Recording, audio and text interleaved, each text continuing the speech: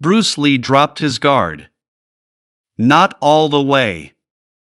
Not the way a tired man drops his guard, arms falling, shoulders caving, the body admitting what the mind won't. Not like that. Bruce's guard dropped the way a needle drops on a gauge, a small movement, barely visible, but the kind of movement that means something is wrong inside the machine. His left hand came down 2 inches. Maybe 3. His right hand stayed where it was, high, near the cheekbone, fingers loose, thumb tucked, but the left hand dropped, and Taiki Kimura saw it from across the room. Taiki was standing by the far wall. He had a towel over his shoulder. He'd finished his own work 20 minutes earlier, bag work, combinations, the same 4-strike sequence Bruce had given him that month, and now he was watching. Taiki watched Bruce the way a mechanic watches an engine on a dyno. Not because the engine needs watching. Because the mechanic needs to see it run. Bruce was sparring. His partner was a young man, mid-20s, maybe, broad through the shoulders, thick wrists, the kind of build that comes from construction work or dock work, not from a gym. Taiki didn't remember his name. Or if he remembered it, he didn't give it to my father, and my father didn't give it to me, and so this man exists in the story the way most people exist in most stories, as a body, a shape, a function. He was the man Bruce was sparring with on the afternoon that Taiki noticed the guard drop. The gym was small. Taiki's gym in Seattle, not Bruce's, though Bruce trained there often enough that the distinction was more legal than practical. The floor was wood, not concrete. The walls were painted white, but the paint was old and the white had yellowed into something closer to cream, and in the corners where the moisture collected the paint had bubbled and peeled and showed the gray plaster underneath. There was one window high, near the ceiling, the kind of window that was designed to let light in without letting anyone see out, and the light that came through it was the flat, gray, directionless light of Seattle in the afternoon, the light that doesn't cast shadows because it comes from everywhere and nowhere at once. Bruce moved left. The partner threw a jab straight, fast, the way Bruce had taught him, and Bruce moved left and the jab went past his right ear and Bruce's left hand should have come up. Should have. That was the system. Jab comes, you shift, the lead hand redirects, the rear hand fires. Bruce had drilled this into every student he'd ever taught. The lead hand redirects. The lead hand comes up. The lead hand does its job. Bruce's left hand didn't come up. It stayed where it was, 2 inches lower than it should have been, 3 inches lower than Bruce's own standard, which was the standard he held everyone else to and held himself to more, and the jab went past his ear and Bruce didn't redirect it and Bruce didn't fire the rear hand and Bruce just stood there, for a moment, with his guard down on one side and his eyes somewhere else. Not on the partner. Not on the jab. Not on the gym. Somewhere else. Taiki saw this. Taiki saw the guard drop and the eyes go and the left hand stay where it shouldn't have stayed and the rear hand not fire in the system that Bruce had built with a decade of work, the system that Taiki had watched operate in gyms and on streets and in demonstrations and in every environment a fighting system can be tested in. The system missed a beat. One beat. The partner didn't notice. The partner was young and fast and strong and good enough that Bruce sparred with him, which meant good enough, but he wasn't good enough to see what Taiki saw. He saw a jab that missed. He saw Bruce move left. He saw what the system looked like from inside, from the perspective of the man trying to hit the target, and from inside, the system looked fine. The target moved. The jab missed. Normal. From outside, from Taiki's angle, from the far wall, with the towel over his shoulder and 20 years of watching Bruce Lee move, the system didn't look fine.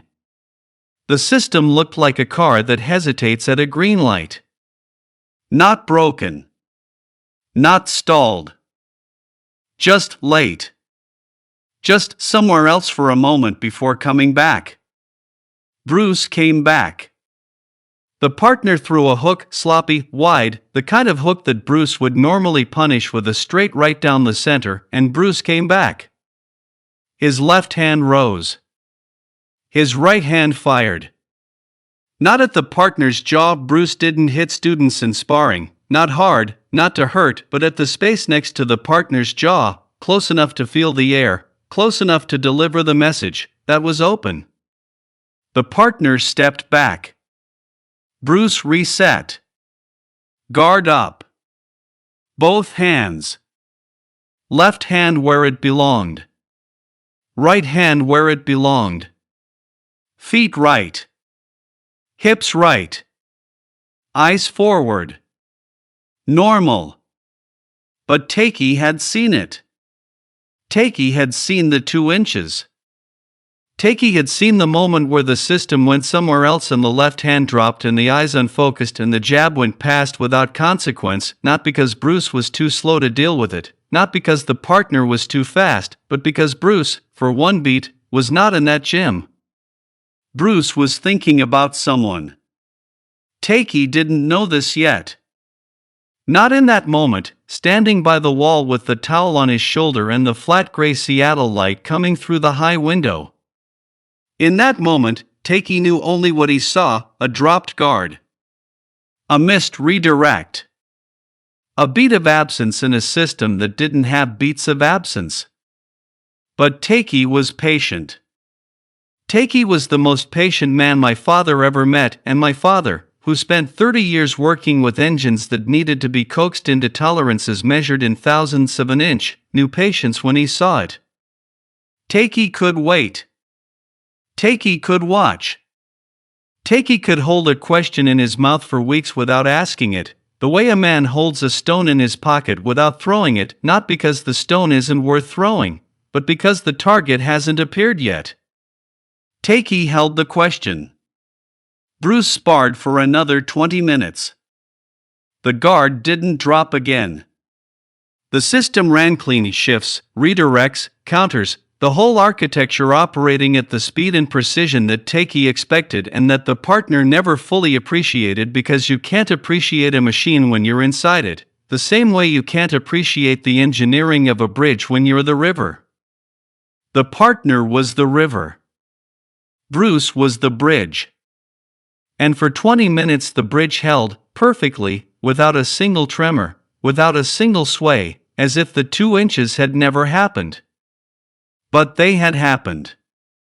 And Takei had seen them. And Takei held the question. My father told me this part in his kitchen. Not in the workshop, not this time. The workshop was for mechanical stories, for stories about what Bruce's body did, for the stories that my father could illustrate with his hands, miming strikes and blocks and shifts while holding a wrench or a screwdriver or whatever tool he'd been using when the memory surfaced. The kitchen was for the other stories.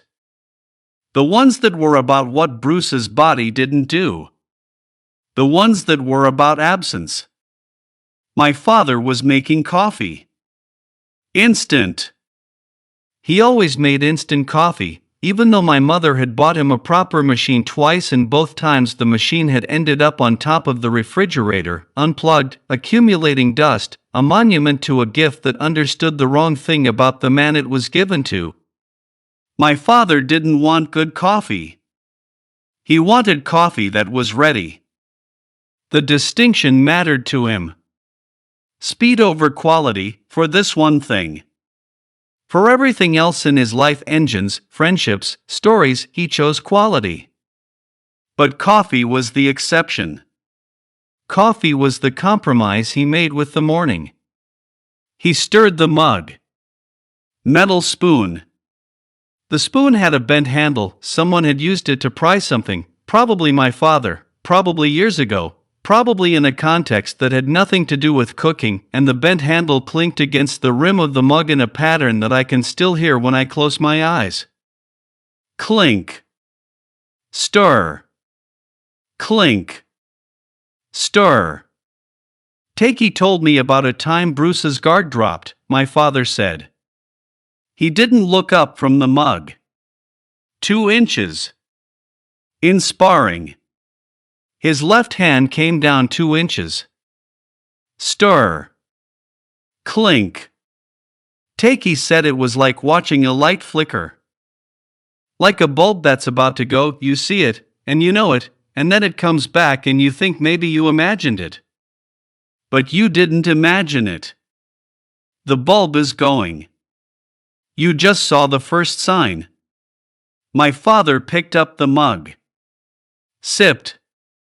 Made the face he always made, the face that said the coffee was bad and the face that said he was going to drink it anyway because the coffee being ready was more important than the coffee being good. 2 inches, he said again. He put the mug down. Bruce Lee's guard dropped 2 inches. He looked at me then. Over the mug. Over the steam. With the flat, measuring look that meant he was deciding how much to tell me and how much to hold back, and the calculation was happening in real time, behind his eyes, and I was not supposed to rush it. I didn't rush it. There was a reason, my father said. There was a man. We'll come back to that kitchen. We'll come back to the mug and the steam and the bent spoon and the calculation behind my father's eyes.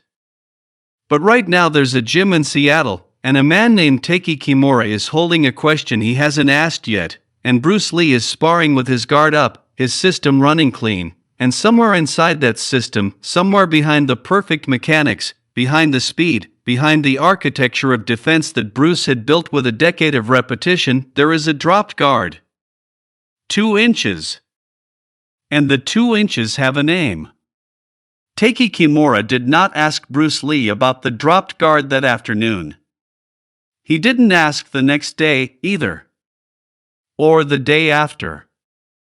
Takei held the question the way my father said he held everything, close to the body, low, inside the ribs, where questions live when they're too heavy for the mouth and too sharp for the pocket. Questions like that don't fit in conversation. They fit in silence, and Takei was fluent in silence the way most men are fluent in complaint. My father met Takei 4 times. Maybe 5, my father's count varied, depending on when you asked, and the variance was always in the same direction, downward. Each time my father told me about meeting Takei, the number was the same or one less. Never one more. My father did not add meetings with Takei Kimura. He subtracted them. As if time was eroding the edges of memory, and the honest response to erosion was to report less, not more. 4 times. Call it 4. The first time was at a gathering, not a seminar, not a demonstration, not any of the structured events that martial artists use to organize their social lives. A gathering. People who knew Bruce, eating food, drinking, talking about the things that people who knew Bruce talked about when Bruce was not present. What Bruce had done. What Bruce had said. What Bruce could do that no one else could do, and how it looked when he did it, and whether you were close enough to see it clearly, and how much that closeness cost you, and whether the cost was worth it. My father was on the edge of this circle. He knew enough to be invited. He didn't know enough to sit in the center. He sat where he always sat, near the wall, near the door, close enough to hear, far enough to leave. My father's relationship to rooms was architectural. He understood load-bearing walls. He knew which conversations could support weight and which ones were decorative. He listened to the load-bearing ones and ignored the rest. Takei was load-bearing. My father recognized this immediately. Not because Takei said anything remarkable. In fact, at that first gathering, my father said Takei said very little. He ate. He listened. He nodded at things other people said. He occasionally corrected a detail quietly, without emphasis, the way a copy editor corrects a spelling error, and the correction was always accepted without argument because the correction was always right, and the people in that room knew it was right because Takei had been there and they hadn't. He was the fact-checker, my father said. In a room full of people telling stories about Bruce Lee, Takei was the one who knew which parts were true. My father watched Takei the way Takei watched Bruce. From the wall. With patience. Without the need to be seen watching. The second time they met, a different city, a different year, a different room, my father asked Takei about Bruce's training. Specific questions. Not, what was Bruce like? My father didn't ask questions like that, questions that invited speeches, questions that opened doors into rooms full of air. My father asked about the wooden dummy. About the timing of the second strike. About whether Bruce's hips turned before the hand moved or simultaneously. About tolerances. About gaps. Takei looked at my father for a long time before answering. My father said it was the look of a man who was trying to determine whether a question deserves a mechanical answer or a careful one. The difference, in Takei's world, was the difference between telling someone how a clock works and telling someone what time it is. Most people want to know the time. My father wanted to know the clock. Takei told him about the clock. And from that conversation, from the wooden dummy, from the hips, from the second strike, from the mechanical specificity that my father offered and Takei returned, something formed between them that was not friendship, exactly, but was adjacent to friendship. It was the thing that forms between two men who respect the same machine for the same reasons. Not because the machine is famous. Not because the machine is powerful. Because the machine is precise.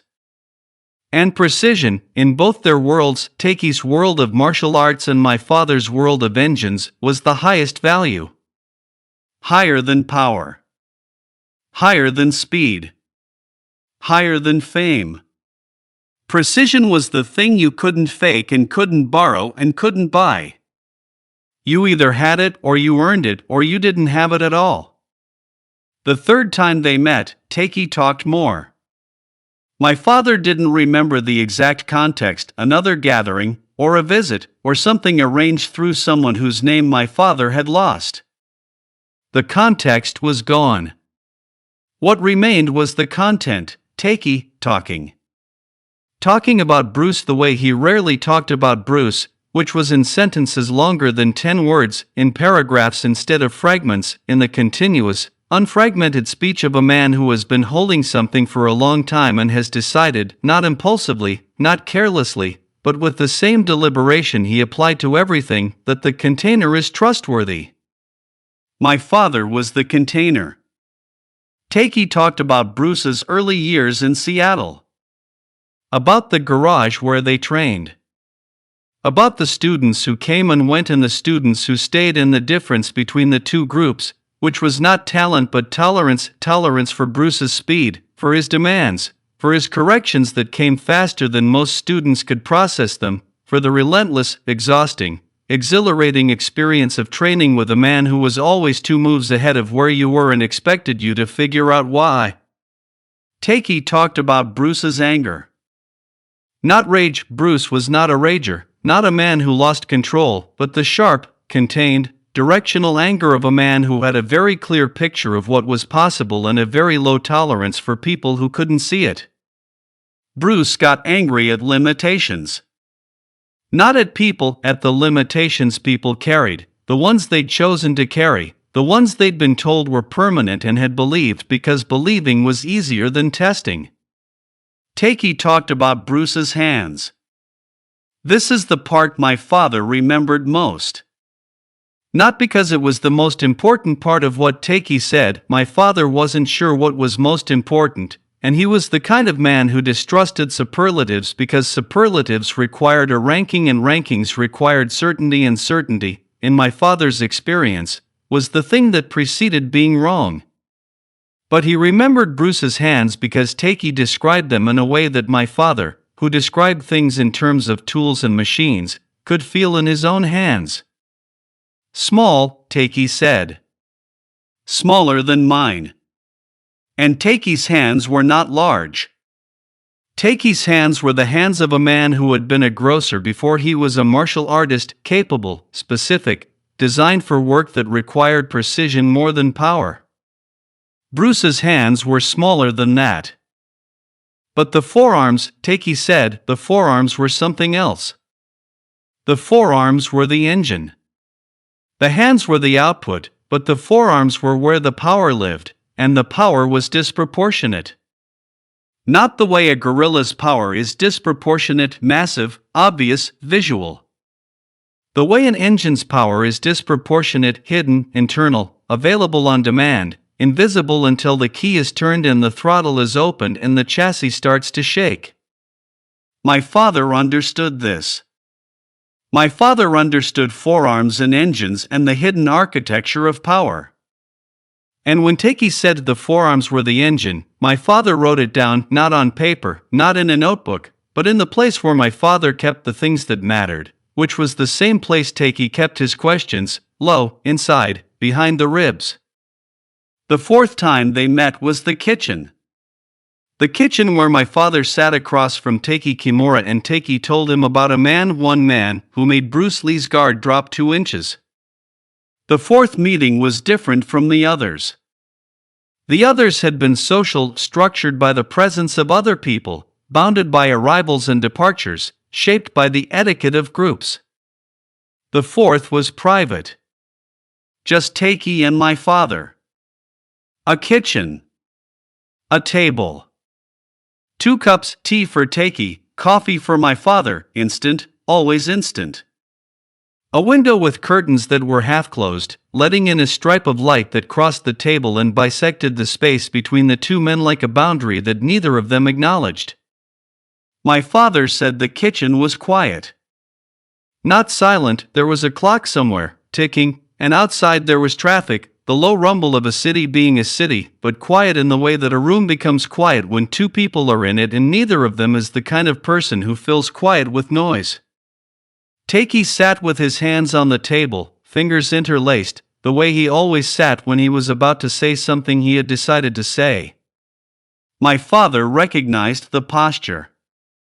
It was the posture of a man at a workbench, about to pick up the tool he needs. There was one man, Takey said. He didn't say it loudly. He didn't lean forward. He didn't change his posture or his breathing or the position of his hands. He said it the way you say something you have said inside your own head so many times that the words have been worn smooth, like stones in a riverbed, and the saying of them aloud is not an event but a release. There was one man Bruce was afraid of. My father didn't react. My father's non-reaction was itself a kind of reaction. It was the deliberate, practiced non-reaction of a man who understood that the next sentence depended on the silence that followed this one. React, and the speaker recalibrates. Don't react, and the speaker continues. My father wanted Takey to continue. Takey continued. Not afraid the way people think. Not afraid he'd lose a fight. Bruce wasn't afraid of losing fights. Bruce was. Takey paused. My father said the pause was long enough to hear the clock twice. Tick. Tick. Bruce was afraid of what he'd have to become to win. My father held that sentence the way Takey held his questions. He carried it out of the kitchen and into the car and through the rest of the day and into the workshop and through the years and into the kitchen where he told it to me, intact, undamaged, with the same weight it had when Takey placed it on the table between their cups. Bruce was afraid of what he'd have to become to win. I don't know what that means, exactly. I know what I think it means. I think it means there was a man whose skill or speed or understanding of violence was close enough to Bruce's that beating him would require Bruce to go to a place, a register, a depth, a frequency that Bruce didn't want to visit. Not because the place was beyond his ability. Because the place was within his ability, and he knew what lived there, and he didn't want to let it out. But that's my interpretation. I'm building walls around Takey's words, and the walls are mine. The words are Takey's. The words came through my father. And my father delivered them the way Takey delivered them, without architecture, without interpretation. Without the scaffolding that I'm adding now, because you need scaffolding and Takey didn't need scaffolding and my father didn't need scaffolding, and I'm the one who decided to turn a sentence into a building because that's what I do. That's what this channel does. We take the sentence and we build the building, and we hope the building looks like the sentence when you step back far enough to see it whole. But the sentence is Takey's. Bruce was afraid of what he'd have to become to win. We'll come back to that sentence. We'll come back to the kitchen and the clock and the stripe of light and the cups and the interlaced fingers. But right now I want to show you what Takey saw, not in the kitchen, not in the telling, but years before, in a gym, on an afternoon in Seattle, when Bruce Lee's guard dropped 2 inches and Takey held the question and the question waited, inside his ribs, for the right container. The gym. The afternoon. The light through the high window. And the man Bruce was afraid of. Takey Kimura first saw Bruce Lee afraid in 1964. Not in the gym. Not during sparring. Not in any of the contexts where fear makes mechanical sense, where the body encounters a threat and the adrenal system fires and the muscles tighten and the breathing changes and the whole organism reconfigures itself around the single imperative of survival. Not that kind of afraid. That kind of afraid, Takey had seen in Bruce 0 times. And Takey had been standing near Bruce Lee in situations where most men would have been afraid, demonstrations where the crowd was hostile, encounters where the other man was bigger, moments where the physics of the situation favored the other body, and Bruce, in all of those moments, was the same. Calm. Specific. Operational.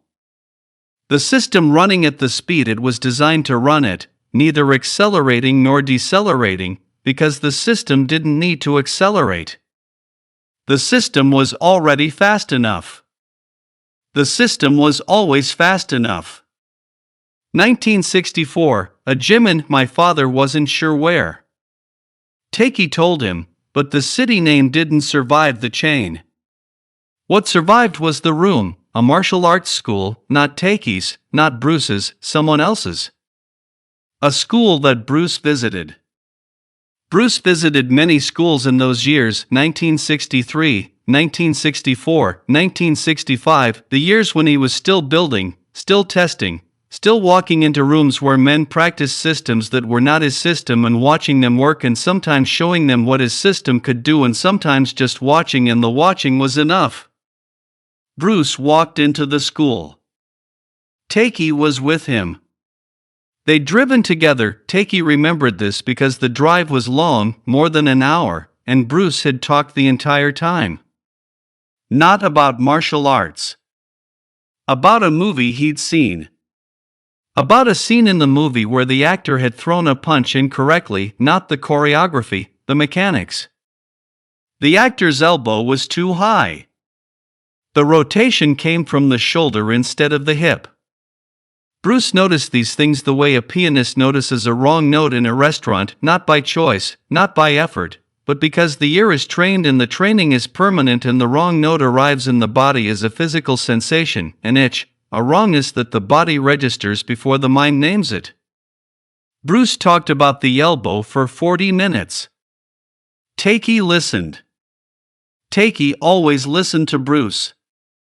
Not because Bruce demanded an audience. Bruce was not vain in that way, not the kind of man who needed to hear himself talk, but because Bruce's talking was itself a form of training. Bruce thought out loud. He processed through speech. He would begin a sentence with one idea, and by the end of the sentence the idea had been modified or refined or discarded entirely and replaced with something sharper, and if you were listening, really listening, with the same attention you'd give to a combination he was demonstrating, you could follow the refinement in real time. You could watch the idea get faster. Takey watched the idea about the elbow get faster for 40 minutes. By the time they arrived at the school, the elbow had become a theory about rotation, and the theory about rotation had become a principle about economy. And the principle about economy had become a single sentence that Bruce said as he turned off the engine. If the elbow is higher than the shoulder, you've already spent the money. Takei remembered this sentence. My father remembered this sentence. I remember this sentence. They walked into the school. The school was larger than Takei's gym in Seattle, larger than most of the schools Bruce visited. The floor was hardwood, clean, recently refinished. The walls had mirrors on two sides, floor to ceiling, the kind of mirrors you see in dance studios, designed not for vanity but for correction. Mirrors so you can see what your body is doing when your body is lying to you about what it's doing. Bruce liked mirrors. Bruce said every fighter should train in front of a mirror once a week at minimum, because the mirror is the only training partner that doesn't flatter you. There were men on the floor. 6, maybe 8. Working in pairs. Some were doing forms, structured, repetitive, the kind of movement that Bruce had opinions about. Some were sparring, light, technical, the controlled contact of men who are practicing, not fighting. The sound in the room was the sound of all gyms everywhere, feet on wood, exhalations, the flat smack of a palm on a pad, the dull thud of a shin against a heavy bag, voices calling out corrections or encouragement or both. Bruce stood in the doorway. This is a thing Bruce did. Takei had seen it many times. Bruce would enter a room and stop. Not at the threshold, one step past it, maybe two, far enough in to be inside the room but close enough to the door to still be an arrival, not yet a presence. And he would stand. And he would look. And his eyes would move across the room the way a searchlight moves across water, steady, unhurried, covering everything, missing nothing.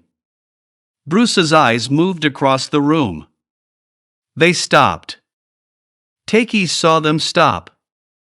Takei was standing behind Bruce, one step behind, one step to the right, the position Takei defaulted to when they entered rooms together, because that position gave Takei a clear sightline over Bruce's left shoulder and because Bruce's left shoulder was where Bruce's awareness had a small gap, not a blind spot, not exactly, but a zone of fractionally lower sensitivity, and Takei, without ever being asked, without ever being told, had placed himself in that zone, so that Bruce's awareness and Takei's awareness together covered the full room without overlap or redundancy. Takei saw Bruce's eyes stop. They stopped on a man. The man was standing on the far side of the gym. Not training. Not sparring. Standing. He was, Takei told my father, not large. Not the way Takei usually described the men who challenged Bruce or confronted Bruce or tested Bruce. Those men were always described in terms of size first, how tall, how heavy, how wide through the shoulders, because size was the variable that mattered most in the stories Takei told, because size was the variable that Bruce rendered irrelevant, and rendering it irrelevant was the point of the story. This man was not described in terms of size.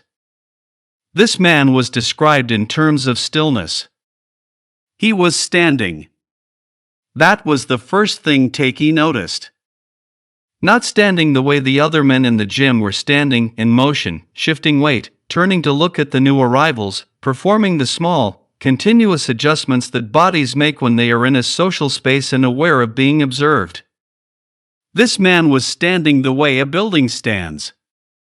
He was there. He was not adjusting. He was not performing.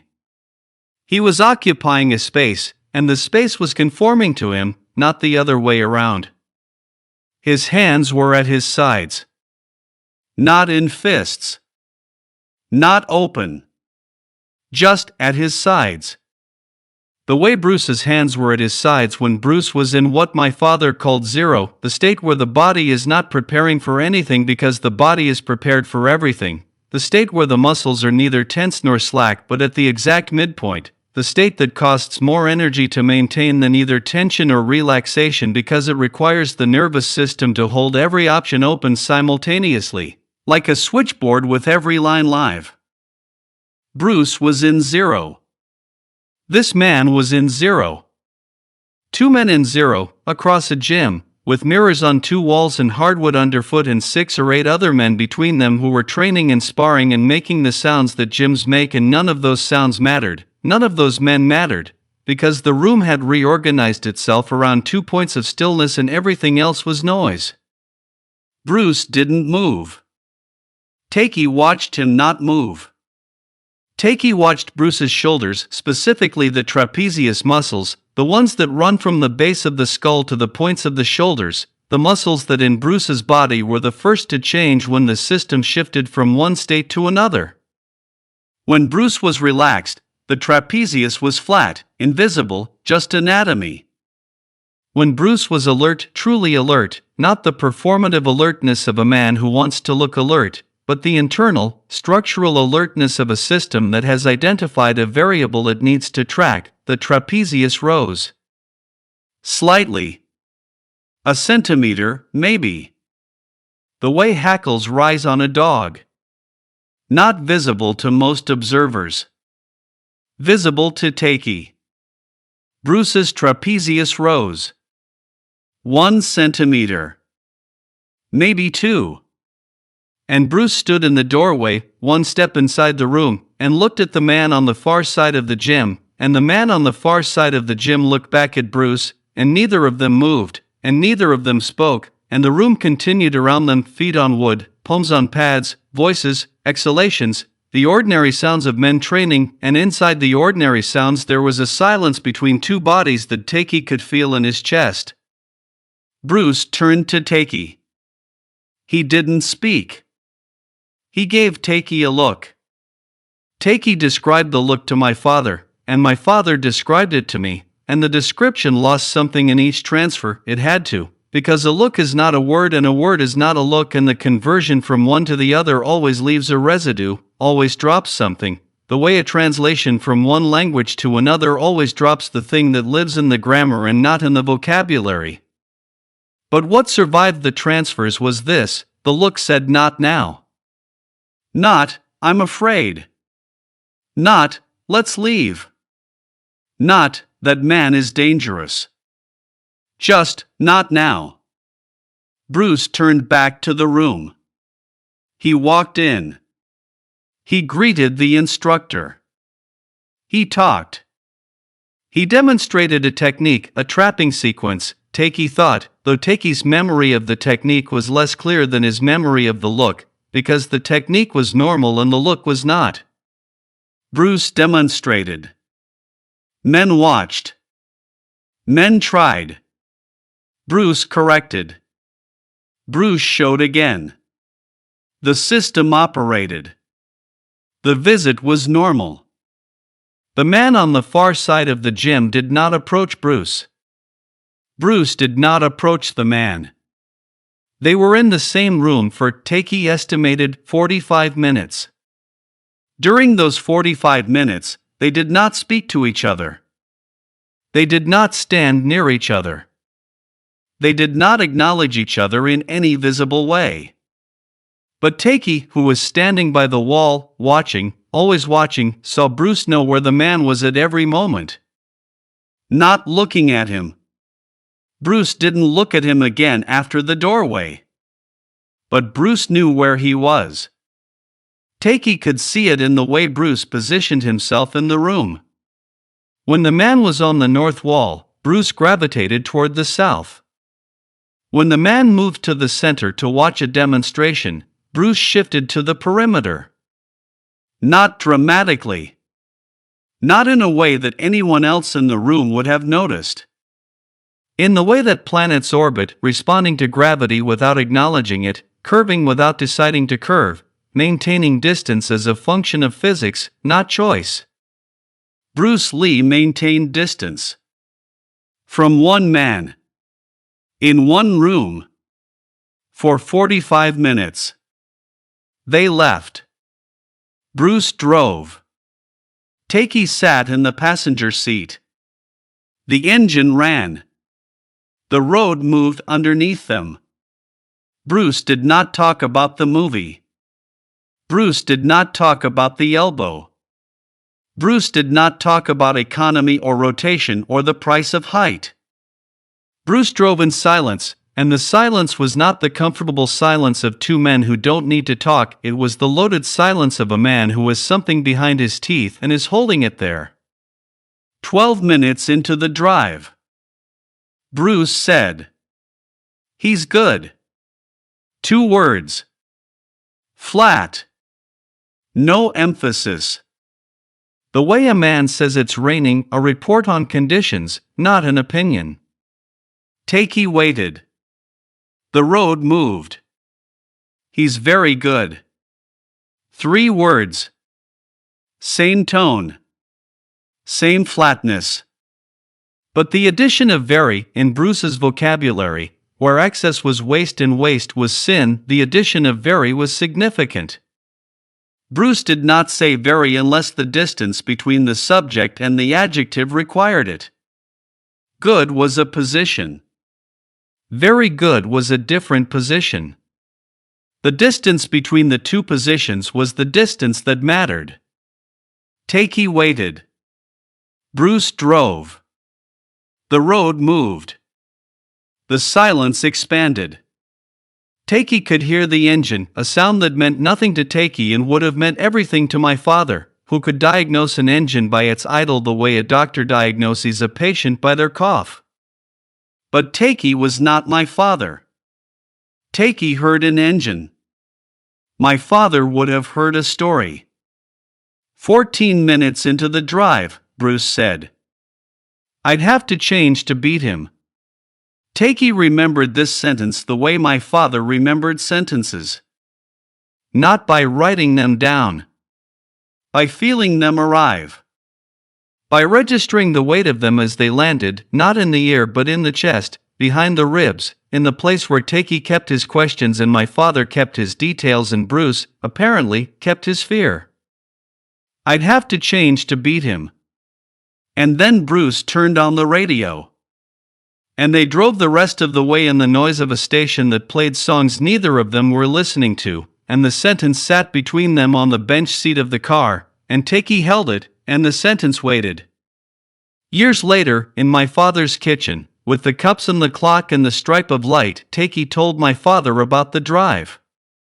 About the silence and the very and the sentence about changing. And my father listened the way Takey listened to Bruce, without reaction, without interruption, with the deliberate patience of a man who understands that the next sentence is more important than the current one and that the next sentence will only arrive if the current silence is respected. Takey respected silence. My father respected silence. They sat in the kitchen and respected silence together, and the clock ticked, and the stripe of light moved across the table as the sun moved across the sky, and neither of them filled the room with anything the room didn't need. Then Takey told my father the name. But we're not there yet. We're still in the car. We're still on the road. We're still in the silence between "I'd have to change to beat him" and the radio coming on. We're still in the space where Bruce Lee acknowledged, to one person, in one car, on one road, that there was a man who required him to become something he didn't want to become. I want to stay in that space for a moment. Because the space is the story. Not the name. Not the man. Not the gym or the mirrors or the hardwood floor. The space between the sentence and the radio. The space where Bruce Lee's fear lived, not in his muscles, not in his guard, not in the system. In the gap. In the pause. In the 2 inches of dropped guard and the 12 minutes of silence and the addition of a single word, very, that meant, in Bruce Lee's vocabulary, more than most men's paragraphs. Bruce Lee was afraid of the space between what he was and what he'd have to become. That's where the fear lived. And Takey saw it. And my father heard it. And I'm telling it to you now.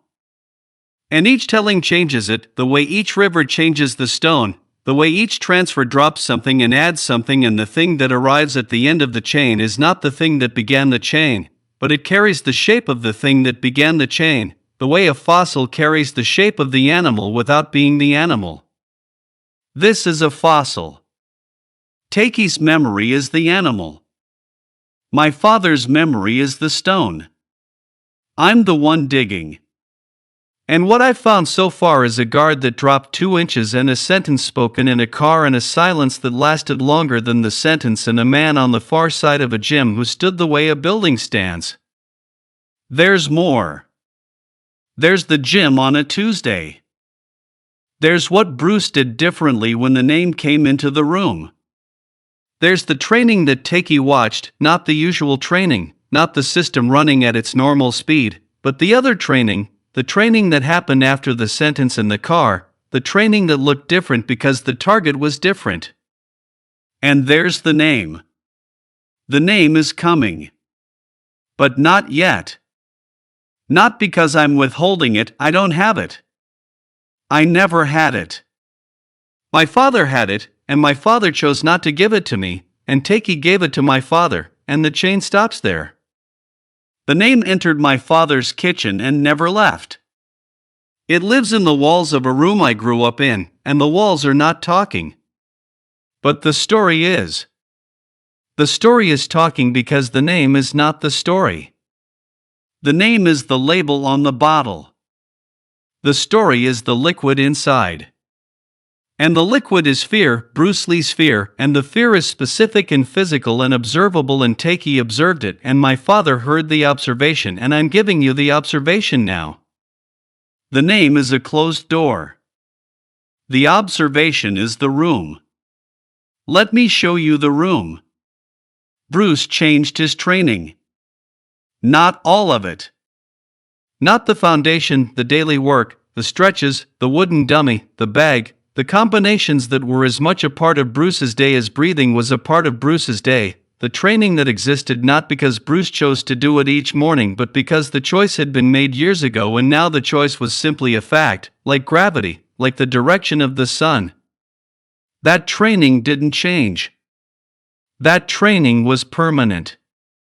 What changed was the extra hour. Takei noticed it 3 weeks after the visit to the gym. 3 weeks after the doorway and the stillness and the silence and the sentence in the car.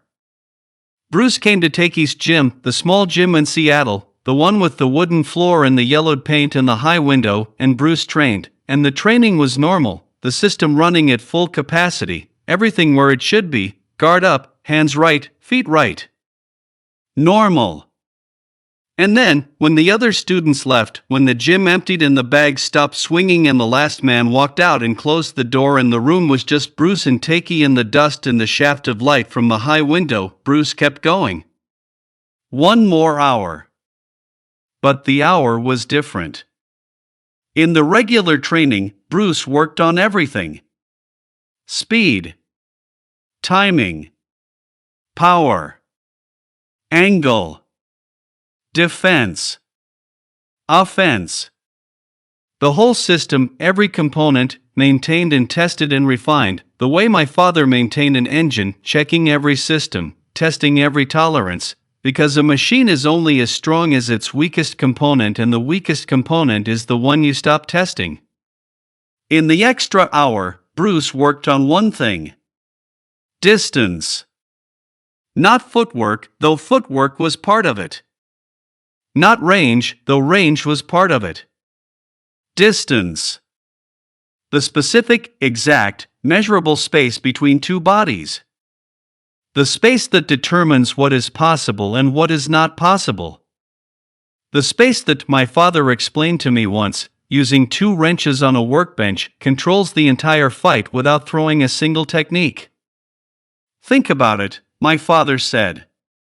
He held 1 wrench in his left hand and 1 in his right. He brought them close together until they almost touched. Here, both men can hit. Both men can grab.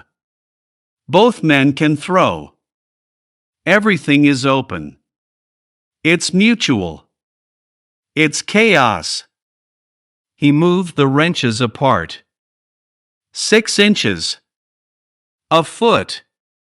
2 feet. Here, nobody can reach. Nobody can touch. It's safe. It's boring. Nothing happens. He brought them back together. Stopped. Held them at a distance that was neither the first position nor the second. A space between. A specific space. Here, my father said. Right here. This is the distance where one man can reach and the other can't. This is the distance that decides everything. And the man who controls this distance. He moved the left wrench forward 1/2 inch. Controls the fight. Bruce worked on this distance. The 1/2 inch. The 1/4 inch.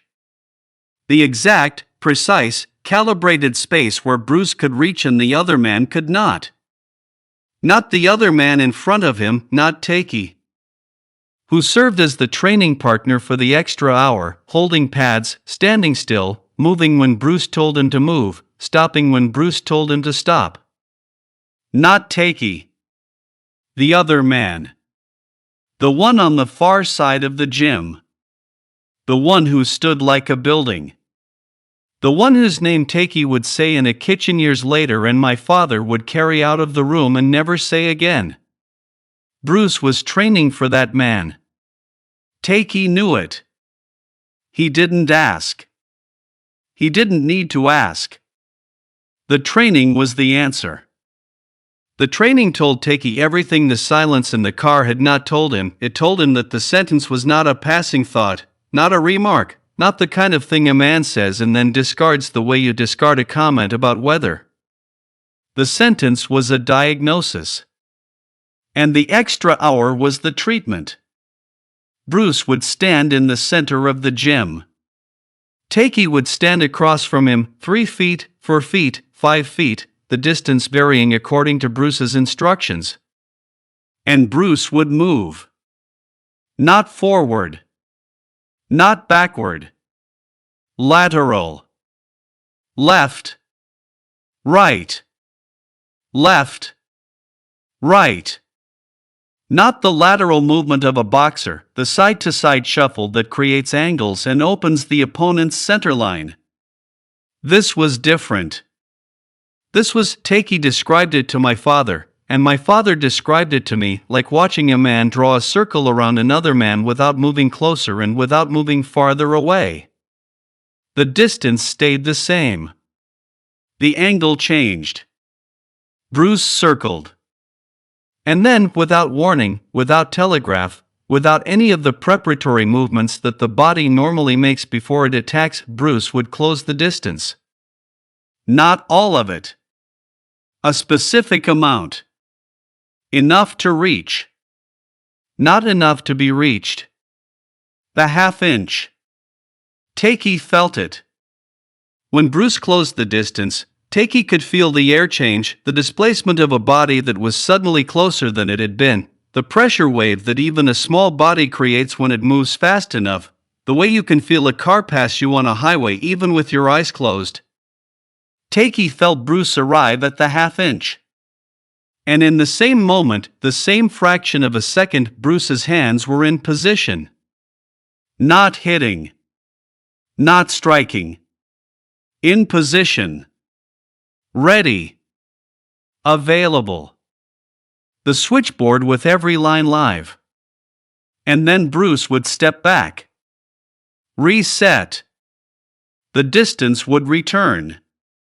The circle would resume. Again. And again. And again. For an hour. Takey held the pads, but the pads were a formality. Bruce rarely hit them during the extra hour. The extra hour wasn't about hitting. It was about the space before hitting. The space that decides whether hitting is possible. The space that if controlled, if owned, if held to the tolerance of a half-inch, means that when the hitting starts, it's already over. The fight is over before the first punch, my father said. That's what Bruce was training. He was training the space before the fight. I asked my father how he knew this. Takey told me, he said. Takey stood across from Bruce Lee for an hour a day, 3 days a week, for my father stopped. He was calculating. He was trying to remember whether Takey had said how long the extra hour lasted, weeks, months, how many sessions total. He couldn't remember. Or Takey hadn't said. Or Takey had said and the number hadn't survived the chain. A while, my father said. Long enough that Takey said his feet learned it. Said his body started reading Bruce's distance the way a musician reads time. You don't count it. You feel it. The distance was a beat, and Bruce was changing the tempo. Bruce was changing the tempo. The tempo changed because the target required it. Bruce's normal distance, the distance he maintained against normal opponents, normal challengers, normal sparring partners, was calibrated for normal speed. Normal reaction time. Normal reach. Normal footwork. The distance worked because the men on the other side of it were operating within normal parameters, and Bruce's system was designed to exploit normal parameters the way a key exploits a lock, by being precisely, exactly, specifically shaped for the mechanism it needs to open. The man on the far side of the gym was not normal. Takey didn't know the man's style. Takey didn't know his record. Takey didn't know his weight or his reach or his speed, not precisely, not his numbers.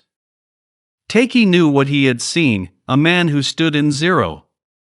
A man who maintained stillness the way Bruce maintained distance, with precision, with economy, without wasted energy.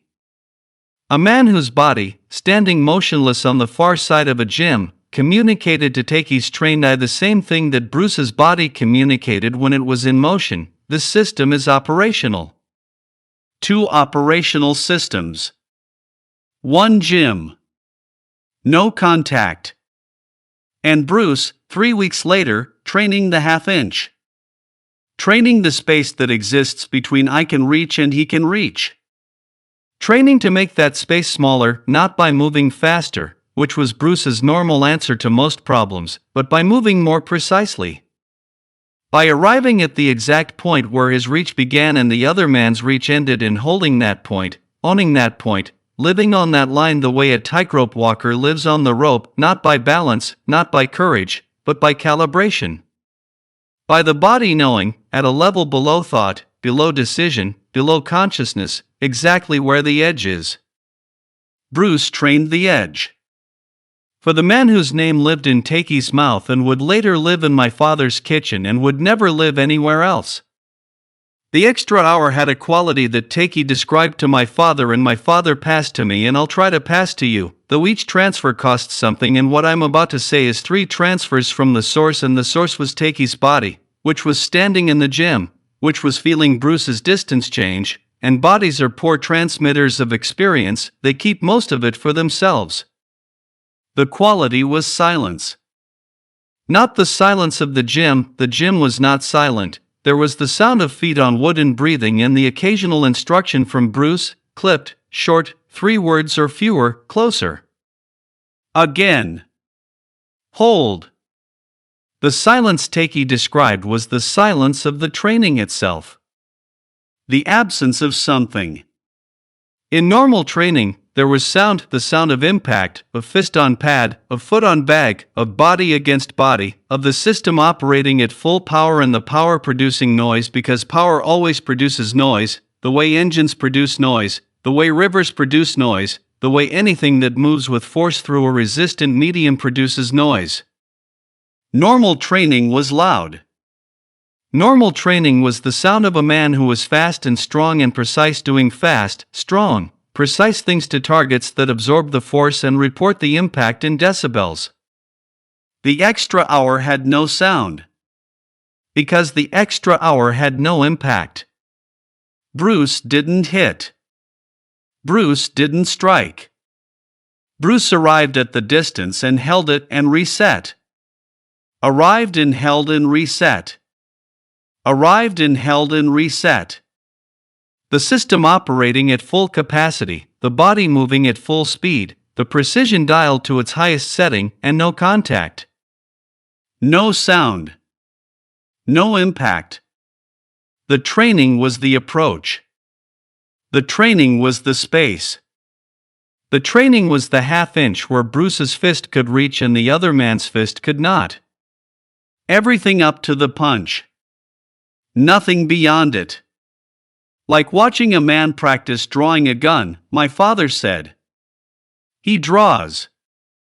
He aims. He puts it back. Draws. Aims. Puts it back. He never fires. The point is not the bullet. The point is the draw.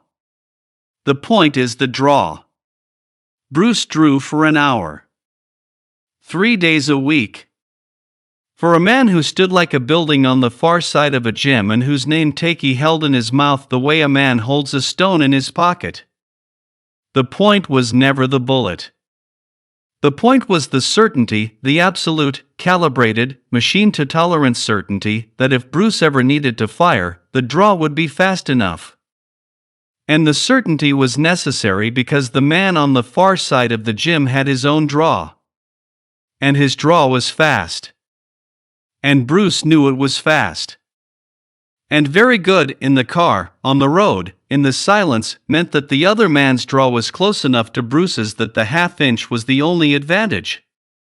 And the half-inch had to be trained because the half-inch was not a gift. The half-inch was not talent. The half-inch was work. The half-inch was 1 hour. 3 days a week, in silence, with Takey standing across from him, feeling the distance change. Takey felt it change. Week by week. Session by session.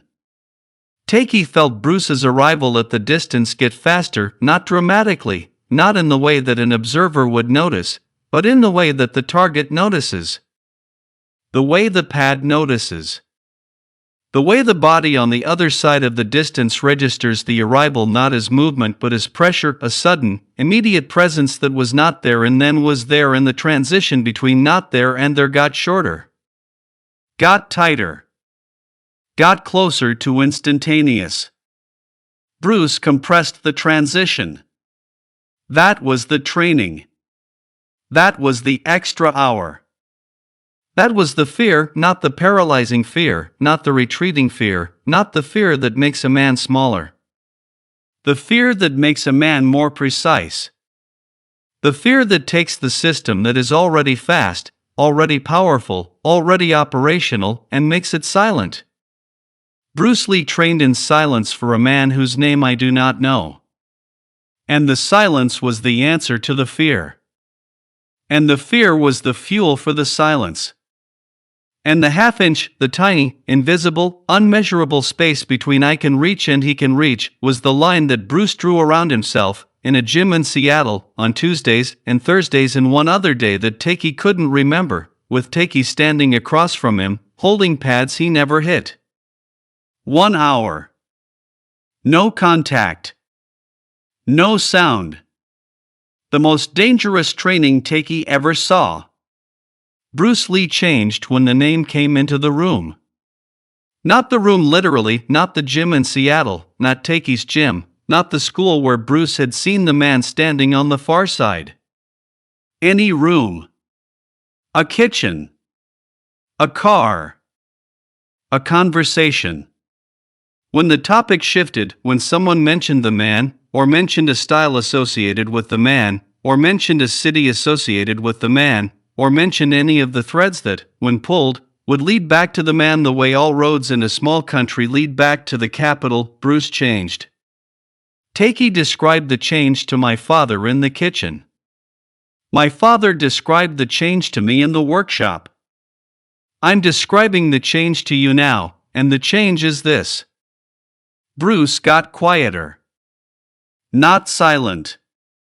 Bruce was never silent even in his stillest moments. Bruce's body was producing information, sending signals, the shoulders and the hands and the feet and the angle of the head all communicating something to anyone who knew how to read the language.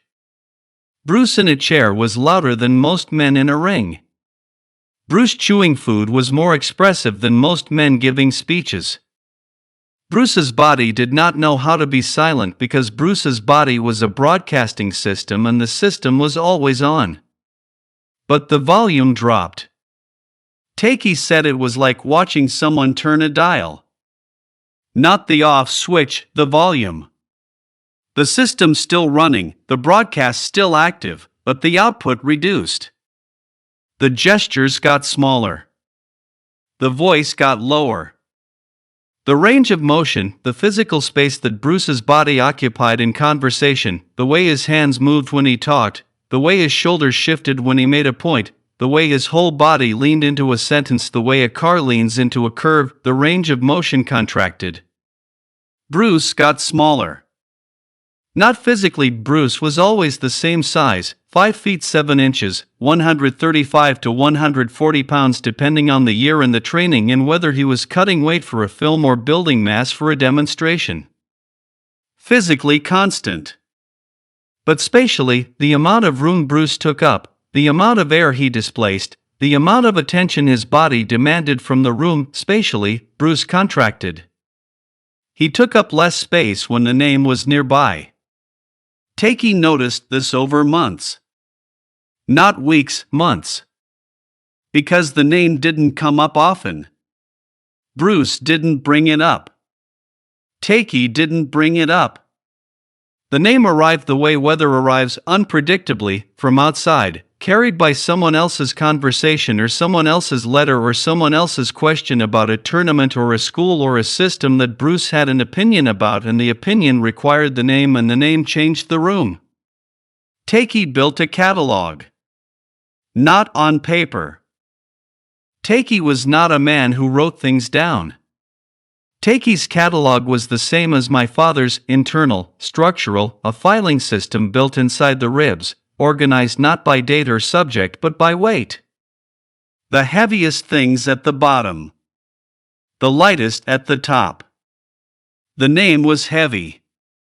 The name was at the bottom of Takei's catalog, underneath the training memories and the conversations and the demonstrations and the friendship and the decades of proximity to a man who moved faster than Takei could follow and thought faster than Takei could track and lived at a speed that Takei, patient, quiet, precise Takei, could only approximate.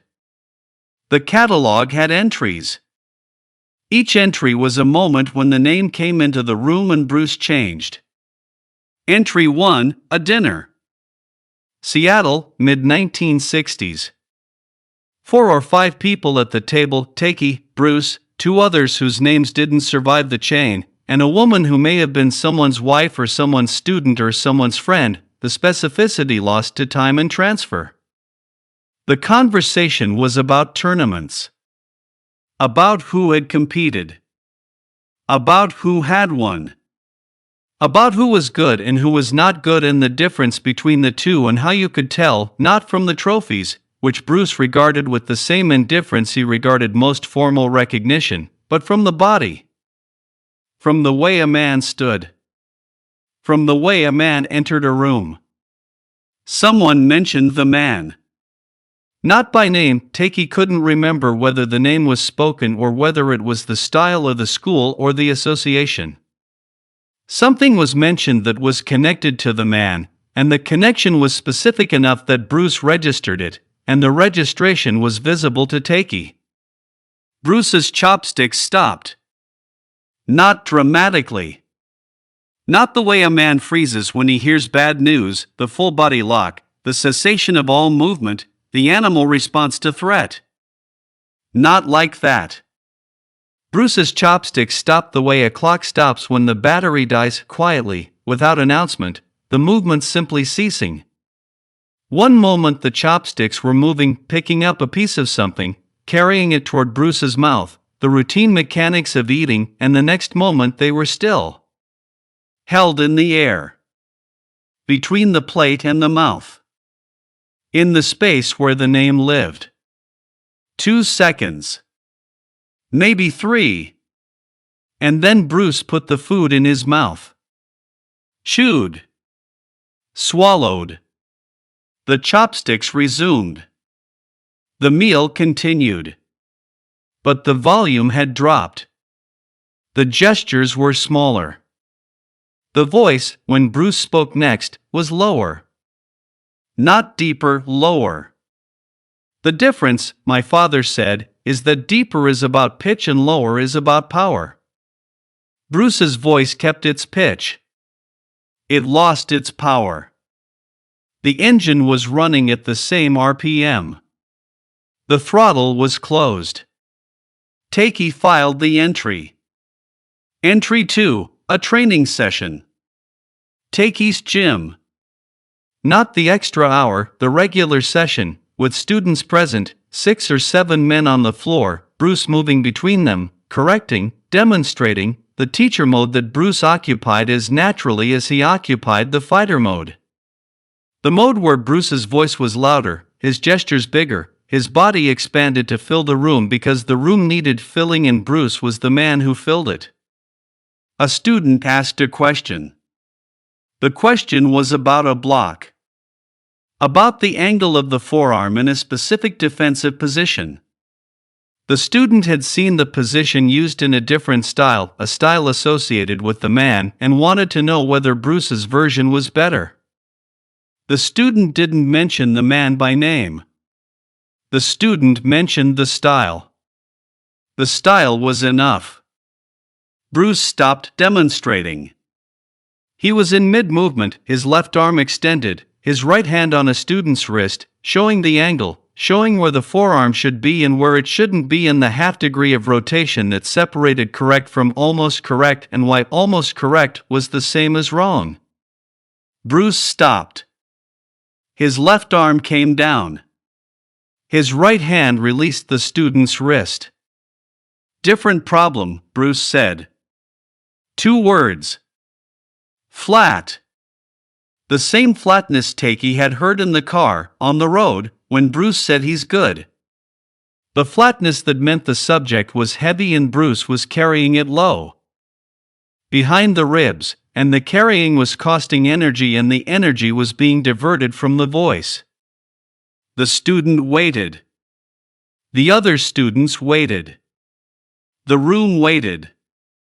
Bruce didn't explain. Bruce didn't elaborate. Bruce didn't compare his system to the other system. Bruce didn't analyze the difference or demonstrate the weakness or show the way he normally showed, with pleasure, with precision, with the joy of a man who has found an error in another machine and can articulate exactly why it's an error. Bruce didn't show.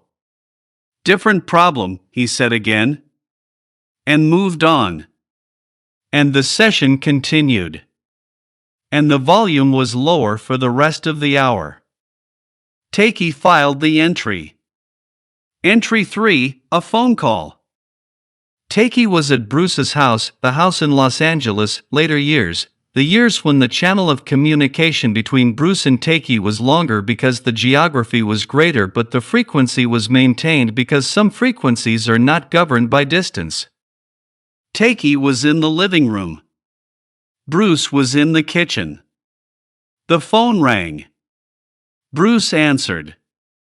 Takei couldn't hear the words. He could hear the voice, Bruce's voice, through the wall, through the kitchen door, the tone and the rhythm and the volume but not the content. Bruce talked. The voice was normal, animated, fast, the characteristic Bruce on the phone voice that moved between English and Cantonese and sometimes Mandarin depending on who was on the other end and what the subject required. Then the voice changed. The change was audible through the wall. The volume dropped. The speed dropped. The animation drained out of the voice the way color drains out of a face, not all at once, not dramatically, but perceptibly, the way you perceive a light dimming even when you can't see the dimmer switch. Bruce's voice went flat. Went low. Went to the place where Bruce's voice went when the name was in the room, even when the room was a kitchen and the name was coming through a telephone wire from a city Takey didn't know. The call lasted 4 minutes. Maybe 5. Bruce came out of the kitchen. He stood in the doorway between the kitchen and the living room, the same kind of doorway, Takey thought, as the doorway of the gym where Bruce had seen the man. 1 step in. Not yet a presence. Still an arrival. Bruce looked at Takey. His hands were at his sides. His shoulders were level. His face was. Takey searched for the word, and the word he gave my father was tight. Not angry. Not worried. Not any of the emotions that have names and can be looked up and assigned to a facial expression in a textbook of human effect. Tight. The way a drum is tight. The way a wire is tight. The face of a man whose muscles are holding something in place, and the holding is work, and the work is visible to anyone who knows where to look. I need to train, Bruce said. Not I want to train. Not let's train. Not should we go to the gym. I need to train. And Takey, who was sitting on the couch with a glass of water and the Los Angeles afternoon coming through the window, knew. Takey knew, without asking, without being told, that the call had been about the man, or had mentioned the man, or had touched some thread that connected to the man, and the thread had pulled, and the pull had reached Bruce's body, and Bruce's body needed to move. They went to the garage.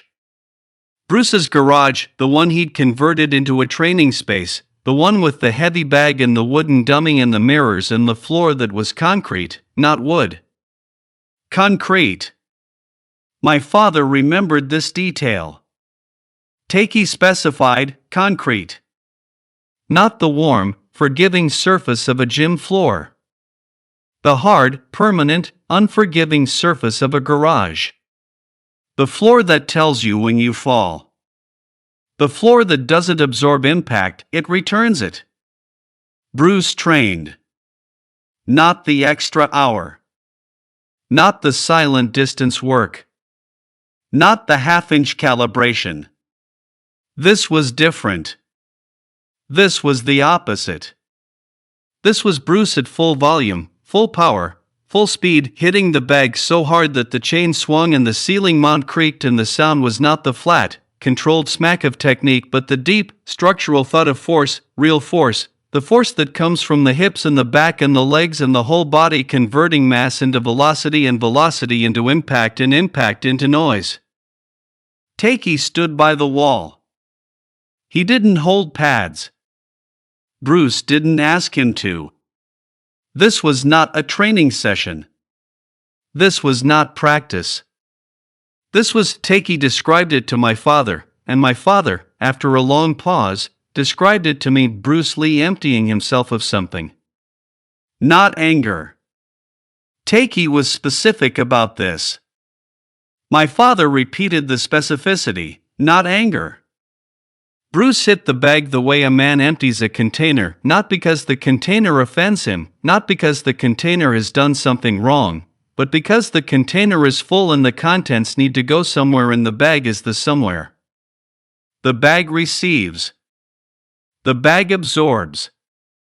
The bag swings and returns and receives again, and Bruce hit it and hit it and hit it until the hitting was done and the container was empty, and Bruce stood in the middle of the garage, hands at his sides, breathing fast, audible, the only time Takey said he ever heard Bruce breathe fast after training, because Bruce's conditioning was such that normal training did not elevate his breathing, not visibly, not audibly, and the fact that Takey could hear Bruce breathe meant that the training had gone beyond normal, beyond system, beyond architecture, into the territory where the body is a vehicle and the driver has the accelerator on the floor and the speedometer has stopped meaning anything.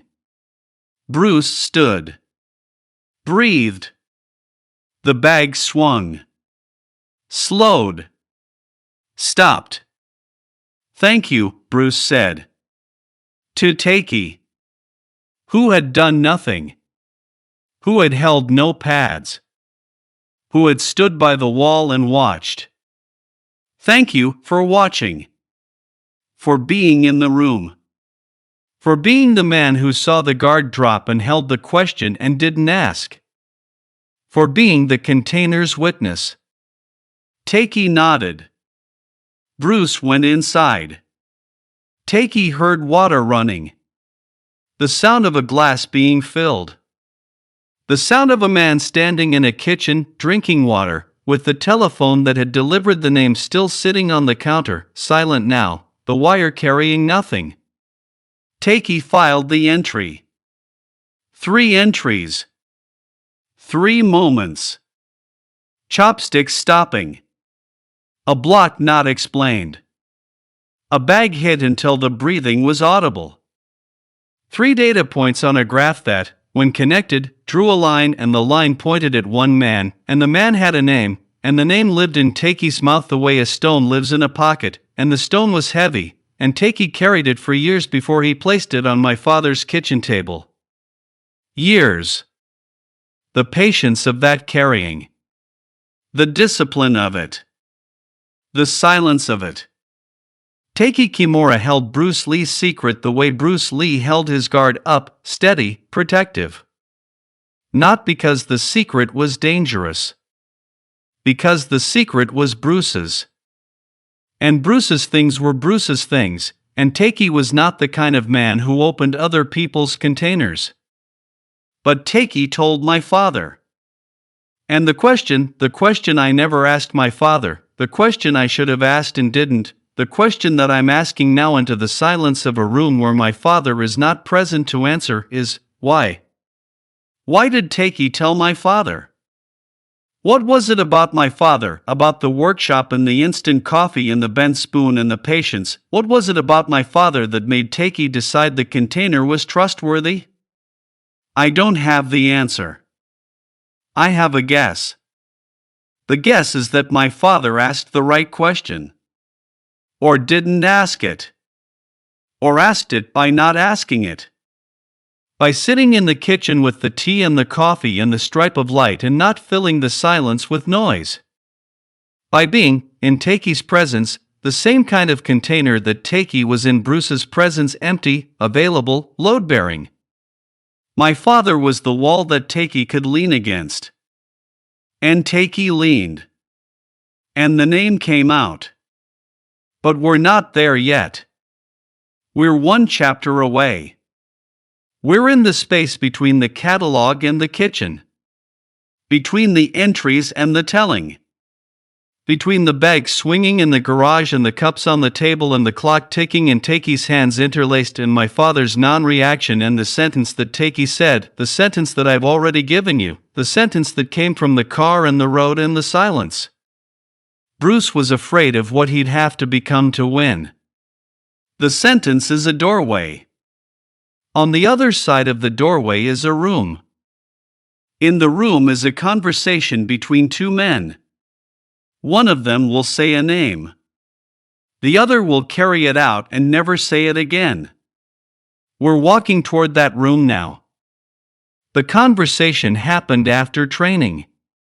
Not the extra hour. Not the bag emptying session in the garage. A normal session. Late afternoon. Takei's gym in Seattle. The light from the high window was lower than usual. It was autumn, Takei thought, or late summer turning into autumn, the time of year when Seattle's light goes from gray to gold for about 3 weeks before going back to gray and then to dark. The light was gold. The floor was gold. The yellowed paint on the walls looked, for once, intentional. Bruce was sitting on the floor. This was unusual. Bruce didn't sit on floors after training. Bruce was not a sitter, not a lounger, not a man who occupied horizontal surfaces. Bruce stood or walked or moved. Stillness, for Bruce, was a standing state, feet on the floor, weight centered, the body vertical, prepared. Sitting was concession. Sitting was what you did when the body had something to say that the mind hadn't approved. Bruce sat on the floor with his back against the wall, legs extended, hands on his thighs. His palms were down. My father noted this, because Takei had noted it, because the orientation of Bruce's palms was a detail that mattered to men who read bodies the way linguists read texts. Palms down meant something different from palms up. Palms down was neutral. Palms up was open. Palms and fists was something else entirely, something Takei had seen rarely and my father described never. Palms down. Neutral. The system idling. Takei sat across from him. Not on the floor, on a folding chair, the kind of metal folding chair that every gym has, the kind that was designed for a church basement or a community meeting and ended up in a gym because gyms inherit furniture the way rivers inherit stones, by accumulation, by accident, by the slow process of things ending up where they're needed. The chair was gray. The seat was padded, barely, a quarter-inch of foam under vinyl, the kind of padding that announces itself as padding and then fails to be padding. Takei sat on it anyway. Takei could sit on anything. Takei's body was not particular about surfaces. The gym was empty. Everyone else had left. The bags hung still. The wooden dummy Bruce's, shipped to Takei's gym, installed by the far wall, the arms polished smooth by 10,000 repetitions, stood in the corner like a third person, a witness, a body that was not a body but had absorbed more of Bruce's training than any living man. Bruce looked at the wooden dummy. "You know what the problem is," Bruce said. He didn't look at Takei. He looked at the dummy. At the arms. At the smooth, polished surface where his forearms had struck and redirected and rolled and pressed, 10,000 times, 20,000 times, the number beyond counting because the counting stopped being relevant years ago and the repetitions became a fact, like the floor being wood and the paint being yellow and the light being gold. "You know what the problem is with being fast?" Takei didn't answer. Takei knew the protocol. When Bruce began a sentence with "you know," when Bruce used "you know" as a frame rather than a question, the "you know" was not an invitation to respond. It was a signal that Bruce was about to think out loud, and the thinking required a listener, not a participant. Takei was the listener. "The problem with being fast," Bruce said, "is that fast has a number." He moved his hands. Not much, a quarter turn, palms rotating from down to sideways, the fingers spreading slightly. A gesture that looked casual but was precise. The way everything Bruce did was precise, even the things that looked like nothing. "Every man has a number. I have a number. My number is here." He held his right hand up, palm facing Takei, and made a small movement, a twitch, really, the hand moving forward an inch and back again so quickly that if Takei had blinked he would have missed it. The hand was there. The hand moved. The hand was back. The movement was so fast that the there and the back were almost simultaneous, almost. But not quite, and the not quite was the number. The gap between there and back. The measurable, finite, absolute limit of how fast Bruce Lee's hand could travel 1 inch. "That's my number," Bruce said. "Everyone has one. Most people's number is here." He moved his hand again. Slower. Visibly slower. The hand moved forward and back and the movement was clear, trackable, a movement you could see start and see finish and follow the entire arc. A normal person's speed. A number that was larger than Bruce's number. A number that Bruce exploited every time he fought, every time he sparred, every time he demonstrated. The gap between his number and the other man's number was the gap where Bruce lived. The gap was his home. The gap was where he built his system and hung his confidence and stored his certainty. But some people's number is here. He moved his hand again. Faster than the second time. Slower than the first. A speed that was between Bruce's number and the normal number. A speed that was not Bruce, but was closer to Bruce than normal. Takei watched the hand. And one person's number, Bruce said, is here. He moved his hand. Fast. Almost as fast as the first time. Almost, but the almost was the point. The hand moved forward and back and the speed was close. Close to Bruce's speed. Not equal, Takei didn't think it was equal, and my father didn't think Takei thought it was equal, but close. Close enough that the gap was small. Close enough that the gap between Bruce's number and this man's number was not a home. It was a ledge. And living on a ledge requires different training than living in a home. When the gap is this small, Bruce said, and he held his thumb and forefinger apart, a half-inch of air between them, the same half-inch he'd been training in the extra hour, speed isn't enough. Speed is my advantage, but the advantage is. He closed the gap. Thumb touching forefinger. 0. This much. Takei looked at the closed fingers. At the 0. At the space that used to be a half-inch and was now nothing. Bruce opened his hand. Let it fall to his thigh. Looked at the wooden dummy again. So I have to find something else. Takei waited. The golden light moved across the floor. The dummy stood in the corner. The bags hung still. Distance, Bruce said. If I can't be faster, if the gap is this small, then I have to be closer. Not faster to the target. Closer to the target before the speed matters. If I'm already at the distance where my hand reaches and his doesn't, the speed doesn't matter. The speed is insurance. The distance is the answer. This was the extra hour. This was the silent training. This was the half-inch, not between speeds, but between bodies. The half-inch of space that Bruce could own, could live on, could defend with the same precision he applied to everything else. That's what the training is, Bruce said. That's what I'm doing when I'm not hitting. He looked at Takei then. Not at the dummy. At Takei. You know that, Bruce said. You've been standing there. You can feel it.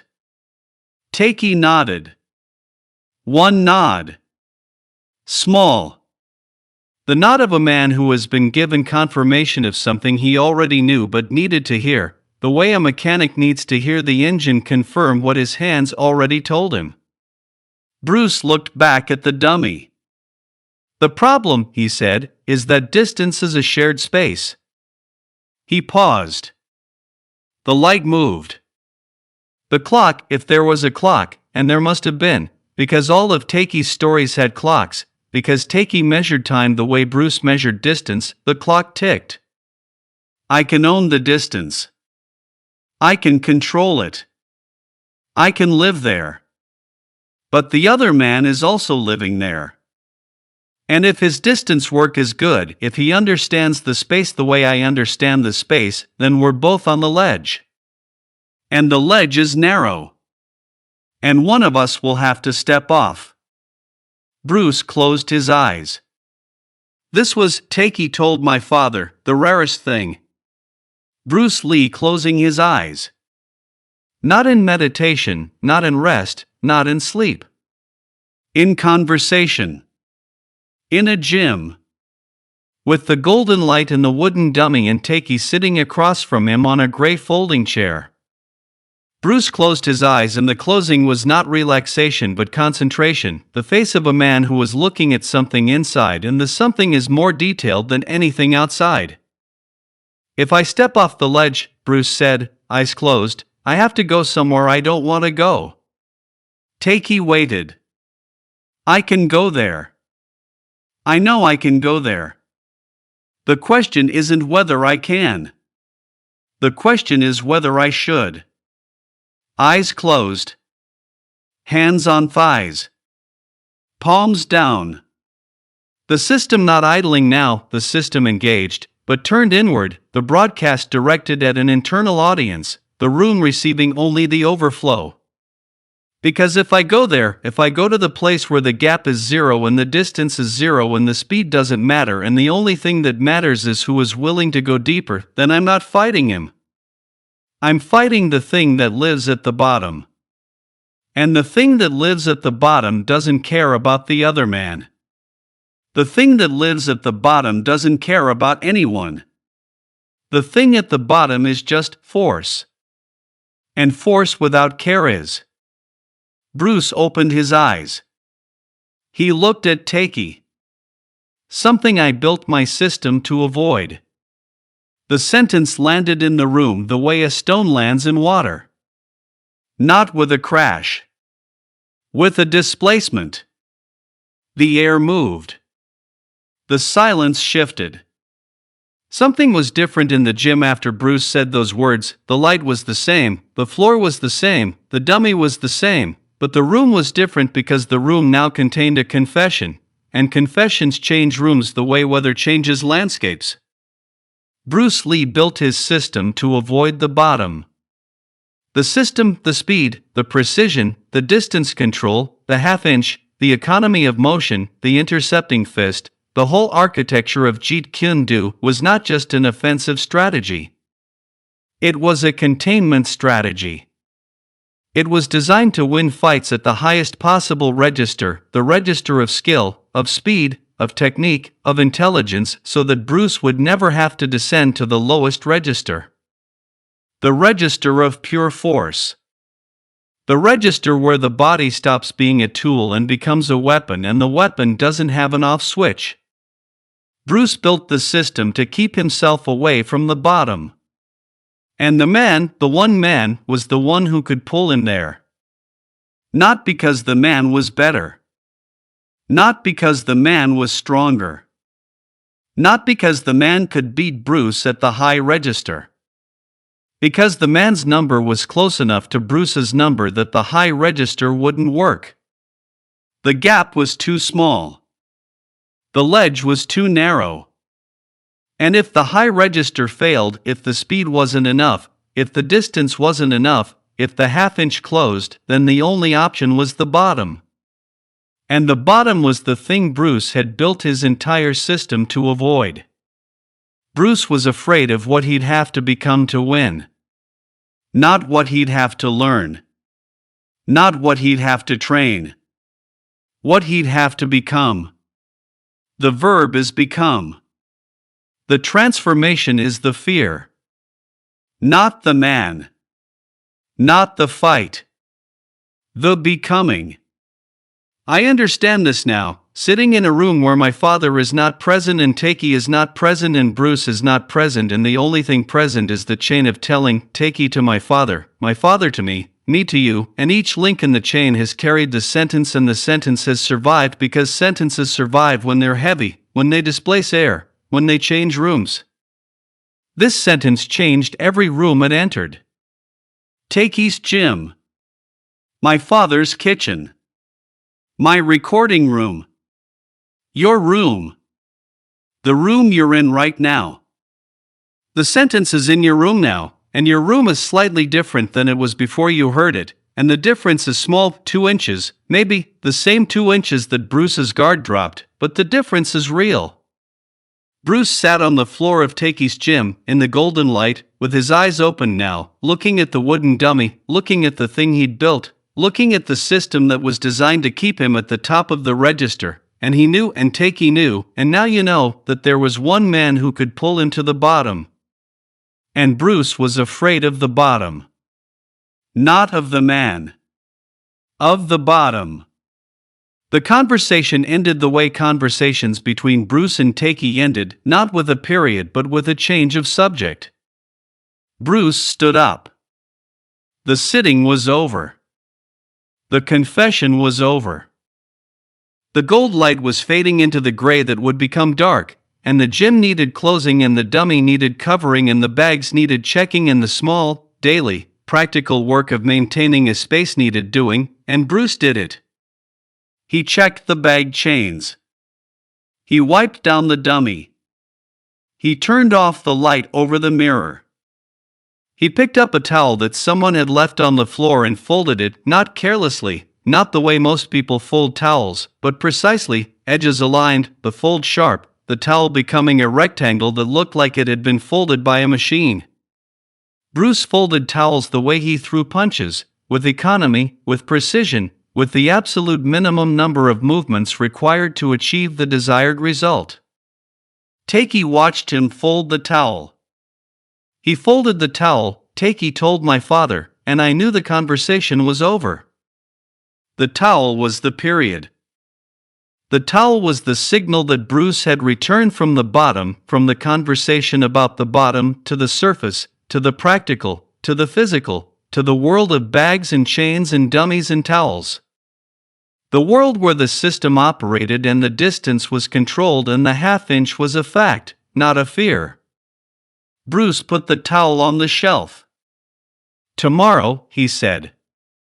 "Tomorrow," Takei said. Bruce walked out. Takei heard the car start. Heard the engine, the sound that meant nothing to Takei and everything to my father. Heard the car leave the parking lot and enter the street and join the traffic and become part of the city's noise and disappear. Takei stood in the gym alone. The dummy was covered. The bags were still. The light from the high window was almost gone, just a thin line of gold on the far wall, narrowing as the sun moved, a line that would be gone in minutes. Takei looked at the floor where Bruce had been sitting. The floor was wood. The wood was warm where Bruce's body had been, or maybe Takei imagined that. Maybe the warmth was not physical but associative, the mind telling the floor what the floor didn't know. Maybe the floor was the same temperature everywhere and the warmth was Takei's, not Bruce's. It didn't matter. What mattered was the sentence. What mattered was the confession. What mattered was that Bruce Lee, who could beat any man Takei had ever seen, who could close a distance faster than the eye could track, whose system was the most elegant and efficient and devastating piece of engineering that Takei's lifetime of martial arts had ever encountered, was afraid. Not of a fist. Not of a technique. Not of a body. Of himself. Of the thing at the bottom. Takei filed the entry. The last entry. The heaviest one. The one that sat at the bottom of the catalog, underneath everything else, holding up the weight of all the other entries the way a foundation holds up a building. And years later, in my father's kitchen, Takei opened the catalog. And said the name. My father told me the last part of this story in his workshop. Not the kitchen. The kitchen was for Takei's words, for the sentences that Takei had given my father and my father stored in the place where he stored fragile things, the things that needed careful handling, the things that would break if you held them wrong. The kitchen was for transmission. The workshop was for processing. The workshop was where my father took the things he'd received and turned them over in his hands and looked at them from angles and tested them the way he tested everything, not for truth, exactly, but for fit. For whether the thing held together. For whether the parts aligned. The workshop smelled like oil. It always smelled like oil. Not fresh oil, not the bright, sharp smell of oil that has just come out of a bottle, but the deep, layered, accumulated smell of oil that has been in a room for decades, soaked into the concrete floor and the wooden bench and the walls and the tools and the rags and the air itself. The smell was not a smell. It was a fact. The way the floor being concrete was a fact. The way the bench being wooden was a fact. The oil was a fact that lived in everything the room contained. My father was working on something. I don't remember what. An engine part. A fitting. Something metal, something that required a file and patience and the slow, careful removal of material in increments too small to see but not too small to feel. My father worked by feel. His fingers knew tolerances that his eyes couldn't verify. His hands were the instruments. The tools were extensions of the instruments. The engine part, whatever it was the patient. He filed. The sound was steady. Metal on metal. A rhythm. Not fast. Not slow. The rhythm of a man who has done this 10,000 times, and the 10,000th time is the same as the first because the tolerance doesn't change and the standard doesn't drop and the hands don't forget. I was sitting on the stool by the door. The stool had 3 legs. One leg was shorter than the others, not by much, maybe a 1/4 inch, but enough that the stool rocked if you shifted your weight. I'd learned, years ago, to sit on the stool without shifting. To find the balance point and hold it. To be still on an unstable surface. My father's workshop taught you stillness. Takey told me the name, my father said. He didn't stop filing. The rhythm continued. Metal on metal. The sound that was the same as silence because it was constant, and constant things become invisible and invisible things become silence. In the kitchen. That last time. He said the name. File. File. File. I'm not going to tell you the name. He said this the way he said everything in the workshop, without looking up, without changing his rhythm, without giving the sentence any more weight than the filing gave the metal. A fact. A decision. A tolerance that had been set and would not be changed. I didn't ask why. I wanted to ask why. The question was in my mouth the way Takey's questions lived in his mouth, a stone, a weight, a thing that wanted to be thrown.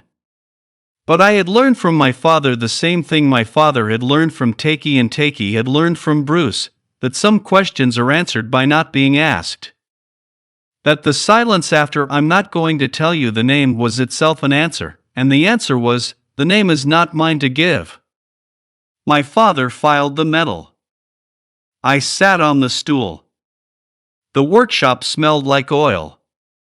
Outside, it was afternoon. I could tell by the angle of the light through the small window above the bench, the window that my father never cleaned because the grime on the glass softened the light, and my father preferred soft light for detail work, the way a painter prefers north light for color. Takey said the name and then he said, "Don't repeat it." File. File. So I didn't. He put the file down. Picked up a rag. Wiped the part. Held it up to the light, the soft, grime-filtered light from the window, and turned it slowly, looking at the surface, looking for the marks that the file had left and the marks that the file had removed, reading the metal the way Takey read Bruce's body, the way Bruce read distance, the way every man in this story read the thing he'd spent his life learning to read. "I'll tell you what I can tell you," my father said. He put the part down. He put the rag down. He turned to me, one of the few times in the workshop that my father turned away from his work to face me directly. The workshop was for working. Facing me was not working. Facing me was a concession, a break in the rhythm, an acknowledgement that what he was about to say required more than his voice. It required his eyes. The man was real. The fear was real. Takey was not a man who made things up. Takey was the most honest person I ever met, more honest than me, more honest than you, more honest than anyone in a room, any room, because Takey didn't have the machinery for dishonesty. Some people choose not to lie. Takey couldn't lie. It wasn't in the hardware. He paused. Not a long pause. not the dramatic pause of a man who was building to a revelation. The functional pause of a man who is checking his own words the way he checks a tolerance, making sure the fit is right before moving on. The name Takey told me, I believe it's real. I believe there was a man. I believe Bruce was afraid of what fighting that man would cost him. I believe Takey saw it. I believe Takey told it straight. He picked up the file. Turned back to the bench. The rhythm resumed. That's what I can give you. The name isn't part of it. I sat on the three-legged stool and listened to the file and thought about containers. My father was a container. Takey had chosen the instant coffee and the patience and the non-reaction and the ability to hold a sentence without dropping it, and Takey had poured the name into that container and sealed it. And my father, who kept the things that mattered low and inside and behind the ribs, held the name the way he held everything, permanently. Without leakage. Without erosion. The name entered the workshop and stayed. It's in the walls. It's in the oil smell and the concrete floor and the three-legged stool and the file that made the rhythm that was the same as silence. The name is in that room and the room is closed now. My father is dead. The workshop is empty. The tools are in boxes in a storage unit and the bench is gone and the stool is gone and the window with the grime is just a window now, letting in light that nobody needs, but the name is still there. In the walls. In the concrete. In the oil that soaked into everything and became a fact. I can't give you the name because I don't have it. My father had it. My father chose not to give it to me. Not because he didn't trust me, I believe he trusted me, in the way that he trusted anyone, which was carefully, specifically, with clearly defined limits. He trusted me with the story. He trusted me with Takey's words. He trusted me with the sentences and the details and the physical descriptions and the chopsticks and the bag and the phone call and the golden light and the wooden dummy and the half-inch and the silence and the sentence in the car. He trusted me with everything except the name. And the exception is the story. The exception is what I'm telling you now. Not the name, the shape of the name. The space where the name should be. The outline. The negative space. The thing that remains when you remove the thing and look at the hole it left. This story came to me through three hands. From Takey Kimura to my father, from my father to me. I wasn't there. My father wasn't there for the gym or the car or the golden light or the wooden dummy or the silence. Takey was there. And Takey gave it to my father, and my father gave it to me, and the parts that both men told the same way, the chopsticks, the guard dropping, the distance, the sentence about becoming, those are the parts I've given you. The name didn't make it through the chain. Not because the chain broke. Because my father cut the chain. Deliberately. With the same precision he applied to everything. A clean cut. A file edge. A tolerance that was set and would not be changed. We'll come back to the workshop. We'll come back to the stool and the file and the oil and the light. But there's one more thing. One more piece that my father gave me. The last piece. The piece that lives at the end of the story because the story needs an end and the end is not the name. The end is what Bruce did with the fear. Bruce Lee stopped training the extra hour. Takey didn't know when, exactly. He didn't mark the date. He didn't notice the stopping the way you notice a light going off suddenly, completely, the room changed. He noticed it the way you notice a season changing gradually, then all at once, the realization arriving after the fact, the mind catching up to what the body already knew. 1 week the extra hour was there. The next week it wasn't. Or maybe there were weeks in between, weeks where the extra hour was shorter, 45 minutes, 30, 20. The distance work compressed the way Bruce compressed everything, efficiency replacing duration, the principle refined until the principle fit inside a smaller container. Maybe the extra hour became a half hour and the half hour became 15 minutes and the 15 minutes became 5 and the 5 became a single look at Takei across the gym, the look that said I know the distance, you know the distance, we both know the distance, the training is in the knowing now, not in the doing. Takei wasn't sure. What Takei was sure of was this. Bruce stopped being different. The catalog, the one Takei kept inside his ribs, underneath everything else, the entries that documented the moments when the name came into the room and Bruce changed, the catalog stopped receiving new entries. Not because the name stopped coming into the room. The name still arrived in conversations, in phone calls, in the way that a name arrives when the person it belongs to exists in the same world as the person who fears it. The name arrived. But Bruce stopped changing when it did. The chopsticks didn't stop. The voice didn't drop. The volume didn't lower. Bruce sat at tables where the name was mentioned and Bruce continued eating. Bruce stood in gyms where the man's style was discussed and Bruce continued teaching. Bruce answered phone calls that touched the threads that led to the name and Bruce continued talking, at the same speed, at the same volume, with the same animation he brought to every conversation that interested him and the same indifference he brought to every conversation that didn't. The system was the same. But the response to the name was gone. Takei noticed this the way he noticed everything from the wall, from the far side of the room, with the towel over his shoulder and the patience that was not patience but observation, the continuous, unbroken observation of a man who had been watching Bruce Lee for so long that watching Bruce was the same as watching himself. Takei noticed the absence of the change. He noticed that the thing that used to happen when the name arrived was not happening. He noticed that the guard was not dropping. Not 2 inches.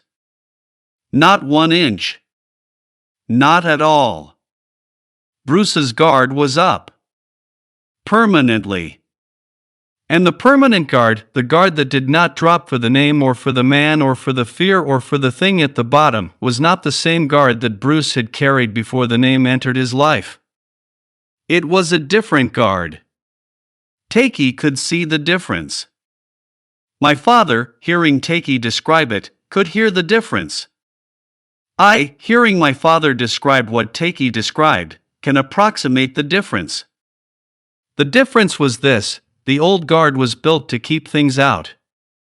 The new guard was built to keep things in. The old guard was defensive. It protected Bruce from the man, from the gap, from the half-inch, from the ledge. It was designed to maintain distance, the same distance Bruce trained in the extra hour, the calibrated, precise, half-inch distance between I can reach and he can reach. The old guard was a wall. The new guard was not a wall. The new guard was a container. It held the fear inside. It held the knowledge of the bottom inside. It held the understanding that there was a man whose number was close enough to require a descent and the descent was available and the descent was a choice and the choice was, no. Not, I can't go there. I choose not to go there. The difference between those two sentences is the difference between the old guard and the new guard. The old guard was built on can't, on the hope that the half-inch would be enough, that the distance would hold, that the speed advantage would carry the fight at the high register and the bottom would never be needed. The new guard was built on choose, on the understanding that the bottom was there, that Bruce could go there, that going there was within his ability, and that the ability to go there and the decision not to go there could coexist. Could live in the same body. Could be held by the same hands. Bruce held both. The ability and the refusal. The power and the restraint. The key to the door and the decision to leave the door locked. Takei described this to my father in the kitchen. Not in these words. Takei didn't use words like container and register and descent. Takei used the words that a man uses when he has watched another man for 20 years, and the watching has given him a vocabulary that is not made of words but of observations, and the observations need to be translated into words for the man sitting across the table, and the translation is imperfect, and the imperfection is the price of transmission. Takei said, "Bruce stopped being afraid." And then Takei said, "No. That's wrong." And then Takei said, "Bruce stopped showing that he was afraid." And then Takei said, "No. That's wrong too." And then Takei sat for a long time. My father said it was a long time, maybe a minute, maybe two, the clock ticking, the tea cooling, the stripe of light moving across the table, and Takei looked at his hands. At the fingers that were interlaced. At the knuckles. At the hands that had held pads for Bruce Lee, and felt the distance change, and stood on the other side of the half-inch and absorbed the pressure wave of a body arriving faster than the eye could track. Takei looked at his hands and said, "Bruce learned to carry it." 3 words. 5 syllables. The smallest possible container for the largest possible idea. Bruce learned to carry it. Not to overcome it. Not to defeat it. Not to destroy it or transcend it or transform it, or any of the verbs that the world uses when it talks about fear, verbs that imply that fear is an enemy to be beaten, an obstacle to be cleared, a disease to be cured. Not those verbs. Carry. The verb is carry.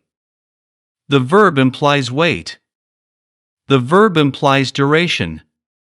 The verb implies that the thing is still there, still heavy, still present, still occupying space inside the body, and the body has learned to hold it. Not to put it down. Not to set it aside. To carry it. To walk with it. To train with it. To fight with it. To live with it. Bruce learned to carry the fear of the man whose name I do not know. And the carrying changed his guard. And the changed guard was stronger than the old guard. Not because the new guard was higher or faster or harder. Because the new guard knew what it was guarding. The old guard guarded against the man. The new guard guarded against Bruce. Against the thing at the bottom. Against the force without care. Against the version of himself that could go there and would go there, and the going would cost something that Bruce was not willing to pay. The guard was not between Bruce and the man. The guard was between Bruce and himself. And the guard held. For the rest of his life, for the years that remained, for the years of films and demonstrations and training and the relentless, exhausting, exhilarating work of being Bruce Lee, the guard held. The fear was inside the guard. The man was outside the guard. And Bruce stood in between, where he always stood, in the half-inch, in the precise, calibrated, machine-to-tolerance space where he could reach and the world could not. 2 inches. That's where this story started. A dropped guard. 2 inches. In a gym in Seattle. On an afternoon when the light was gray and flat and came from everywhere and nowhere. 2 inches is where the fear showed itself. And 2 inches is the space that Bruce closed. Not in the gym. Not in the extra hour. Not in the distance training or the silent work or the half-inch calibration. In himself. Bruce closed the 2 inches between what he was and what he was afraid of becoming. He closed them not by becoming the thing, not by descending to the bottom, not by unlocking the door, but by standing at the door and knowing what was behind it and choosing, every day, every session, every fight, every moment of stillness and every moment of motion, not to open it. The guard went up. The guard stayed up. And the name that Takey said in a kitchen and my father carried out in his ribs and I never received and you will never receive, the name stopped mattering. Not because the man went away. Not because the man became less good. Not because the gap widened or the number changed or the physics of the situation rearranged themselves in Bruce's favor. Because Bruce changed. Not into the thing he was afraid of. Into the man who could carry the fear of becoming it. My father put the file down for the last time that afternoon. He wiped his hands on the rag. He folded the rag, not the way Bruce folded towels, not with military precision, but with the casual, practiced fold of a man who has folded this rag 1,000 times, and the fold is in his hands the way the rhythm is in his hands and the tolerance is in his hands. He folded the rag and set it on the bench and looked at me. "That's the story," he said. He picked up the part he'd been filing. Held it to the light. Turned it. Examined it. Set it down. "The name is in the walls," he said. He looked around the workshop. At the bench. At the tools. At the oil stains on the concrete floor. At the three-legged stool where I sat. When I'm gone, the name goes with me. Takey's gone. The name was in his kitchen. I'm here. The name is in my workshop. When I'm gone. He picked up another tool. I don't remember which one. Something metal. Something that fit in his hand the way the story fit in his mouth, precisely, specifically, with no room left over. The name is just a name. And names don't matter. What matters is the guard. He turned back to the bench. The guard held. That's the story. The guard held. File. File. File. I can't verify the timeline. I can't verify the number of weeks or months or sessions. I can't verify whether the gym had one window or two, whether the floor was maple or oak, whether the dummy was on the far wall or the near wall. The details that survived the chain are the details I gave you. The details that didn't survive, the name, the city, the style, the number, are gone. Not lost. Removed. By Takey. By my father. By the deliberate, precise, filed-down decision that the story matters more than the facts and the guard matters more than the name. I believe both men. I believe Takey saw what he described. I believe my father heard what he transmitted. I believe the chain held, even where the chain was cut. And I believe the guard held. The workshop is empty now. The bench is gone. The tools are in boxes. The stool with 3 legs, one shorter than the others, is somewhere I don't know. The window with the grime is just a window. The oil smell is fading. Another year, 2 years, and the concrete will forget it was ever saturated. The walls will forget the name. But the guard hasn't dropped. Not in the story. Not in the telling. Not in the 3 transfers from Takey to my father to me. The guard is up. The guard is in the words I've given you, in the chopsticks and the silence and the golden light and the half-inch and the sentence spoken in a car on a road between 2 cities by a man who could beat anyone in a room except the thing at the bottom of himself. Bruce was afraid of what he'd have to become to win. And he chose not to become it. And the choosing was the victory. And the victory didn't need a name. The guard held. There is a workshop in a city I won't name. The workshop is empty. The bench that held the tools is gone. The tools, files, wrenches, screwdrivers, calipers, The instruments of a man who spoke to metal the way other men speak to people are in cardboard boxes in a storage unit, and the storage unit is in a part of the city where the rent is low and the light is bad and nobody goes unless they're picking up or dropping off, and nobody lingers. The stool with 3 legs is gone. I looked for it. I don't know why I looked for it. The stool was not valuable, was not beautiful, was not the kind of object that a person saves. It was a stool. It had 3 legs. One was shorter than the others by a 1/4 inch. I sat on it for years and learned to hold still on an unstable surface, and the learning was the gift and the stool was the teacher, and the teacher is gone. The window is still there. The glass still has the grimy years of it, maybe decades, the accumulated residue of a man who preferred soft light for detail work and saw no reason to clean a window that was doing exactly what he needed it to do.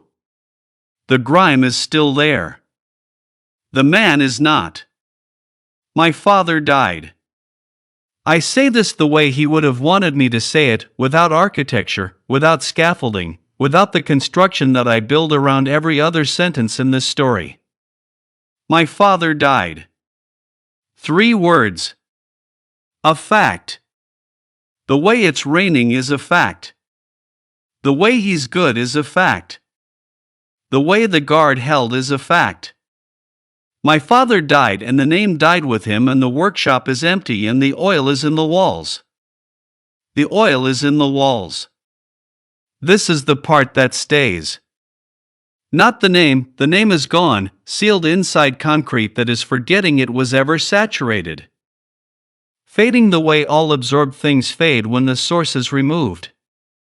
Not the tools are in boxes, and boxes are not workshops, and tools in boxes are not tools, they are memories of tools, the shape without the function, the anatomy without the life. Not the stool. Not the window. Not the light. The oil. The oil soaked into everything my father touched. Into the bench and the floor and the walls and the rags and the tools and the air. The oil was the medium my father worked in, not the engines, not the parts, not the metal. The oil. The oil was between everything. Between the file and the metal. Between the hand and the tool. Between the question and the answer. The oil was the space between, the way the 1/2 inch was the space between Bruce's reach and the other man's reach. The oil was the distance. The oil was the gap. The oil was the thing that made the work possible by being present everywhere, invisible nowhere. My father was the oil. Between Takey and me. Between the story and the telling. Between the name and the silence. My father was the medium that carried the story from one man to another, and the carrying changed him the way oil changes a surface, not by adding to it but by entering it, by soaking in, by becoming part of the material at a level that cannot be reversed or extracted or cleaned. The story is in my father's walls. The name is in my father's walls. The fear in the guard and the 1/2 inch and the sentence and the car and the golden light and the gym and the chopstick stopping and the bag swinging and the wooden dummy standing in the corner like a witness, all of it is in the walls. Absorbed. Permanent. Inaccessible. I can't get into the walls. I can only tell you what came through the walls. What my father allowed to pass. What the oil carried from inside to outside, from the workshop to the kitchen, from the kitchen to me, from me to you. The story. Not the name. The story. Takey Kimura died in 2021. He was 96 years old. He ran his dojo in Seattle until the end or near the end, as near as the body allows, which is never quite at the end because the body starts retreating before the mind does, and the retreat is gradual and the gradual is cruel because gradual means you watch. I never met Takey Kimura. I say this because you should know it. You should know that the chain has a link I never touched. Takey to my father, I wasn't there. I didn't see Takey's hands interlaced on the table. I didn't hear the clock. I didn't see the stripe of light. I didn't see Takey's mouth open and the name come out and the name land on the table between the tea and the coffee and the instant and the patience. I have my father's telling of Takey's telling. That is what I have. And my father's telling was precise. My father's telling was filed to tolerance. My father's telling removed what needed to be removed, the name, and left what needed to be left, the story, and the filing was clean and the edges were smooth and the part fit the way a part should fit, exactly, with no room left over and no room missing. But I wasn't there. I don't know whether Takey's hands were really interlaced. I don't know whether the clock really ticked. I don't know whether the stripe of light really bisected the table or whether my father added the stripe because my father understood light the way he understood engines and the stripe was his, not Takey's, a detail from my father's vocabulary applied to Takey's kitchen because the kitchen needed light and my father gave it light. I don't know. What I know is the story. What I know is the guard. What I know is the 2 inches and the ½ inch and the number and the distance and the fear that lived behind the ribs of a man who could beat anyone except the version of himself that lived at the bottom. Bruce Lee was afraid of one man. Not because the man could beat him. Because the man could make him become something he'd built his life to avoid becoming. Because the man's number was close enough to Bruce's number that the high register, the speed, the precision, the distance, the system might not be enough. And if the system wasn't enough, the only option was the bottom. And the bottom was force without care. And force without care was the thing Bruce locked behind a door and carried the key to and never used. The guard held. The guard is holding now. The guard will hold after this story ends, because the guard is not in the gym and not in the workshop and not in the kitchen and not in the walls. The guard is in the telling. The guard is in the chain. The guard is in the fact that Takey told my father and my father told me and I'm telling you, and at no point in the chain did anyone open the door. At no point did anyone descend to the bottom. At no point did anyone give up the name or the control or the precision that Bruce spent his life building and Takey spent his life witnessing and my father spent his life holding. The guard is the story. The story is the guard. And the guard held. The workshop is empty. The oil is in the walls. The name is in the concrete. My father is gone and Takey is gone and Bruce is gone and the one man, is wherever the one man is, and I don't know where that is because I don't know the name and the name is in the walls of a workshop in a city I won't name in a building that is forgetting, slowly, the way all buildings forget, that a man once stood inside it and filed metal to tolerance and held a story in his ribs and chose, with the precision of a man who understood that precision is the highest value to give. The story and keep the name. My father gave me the story. I'm giving it to you. The name is in the walls. The guard held.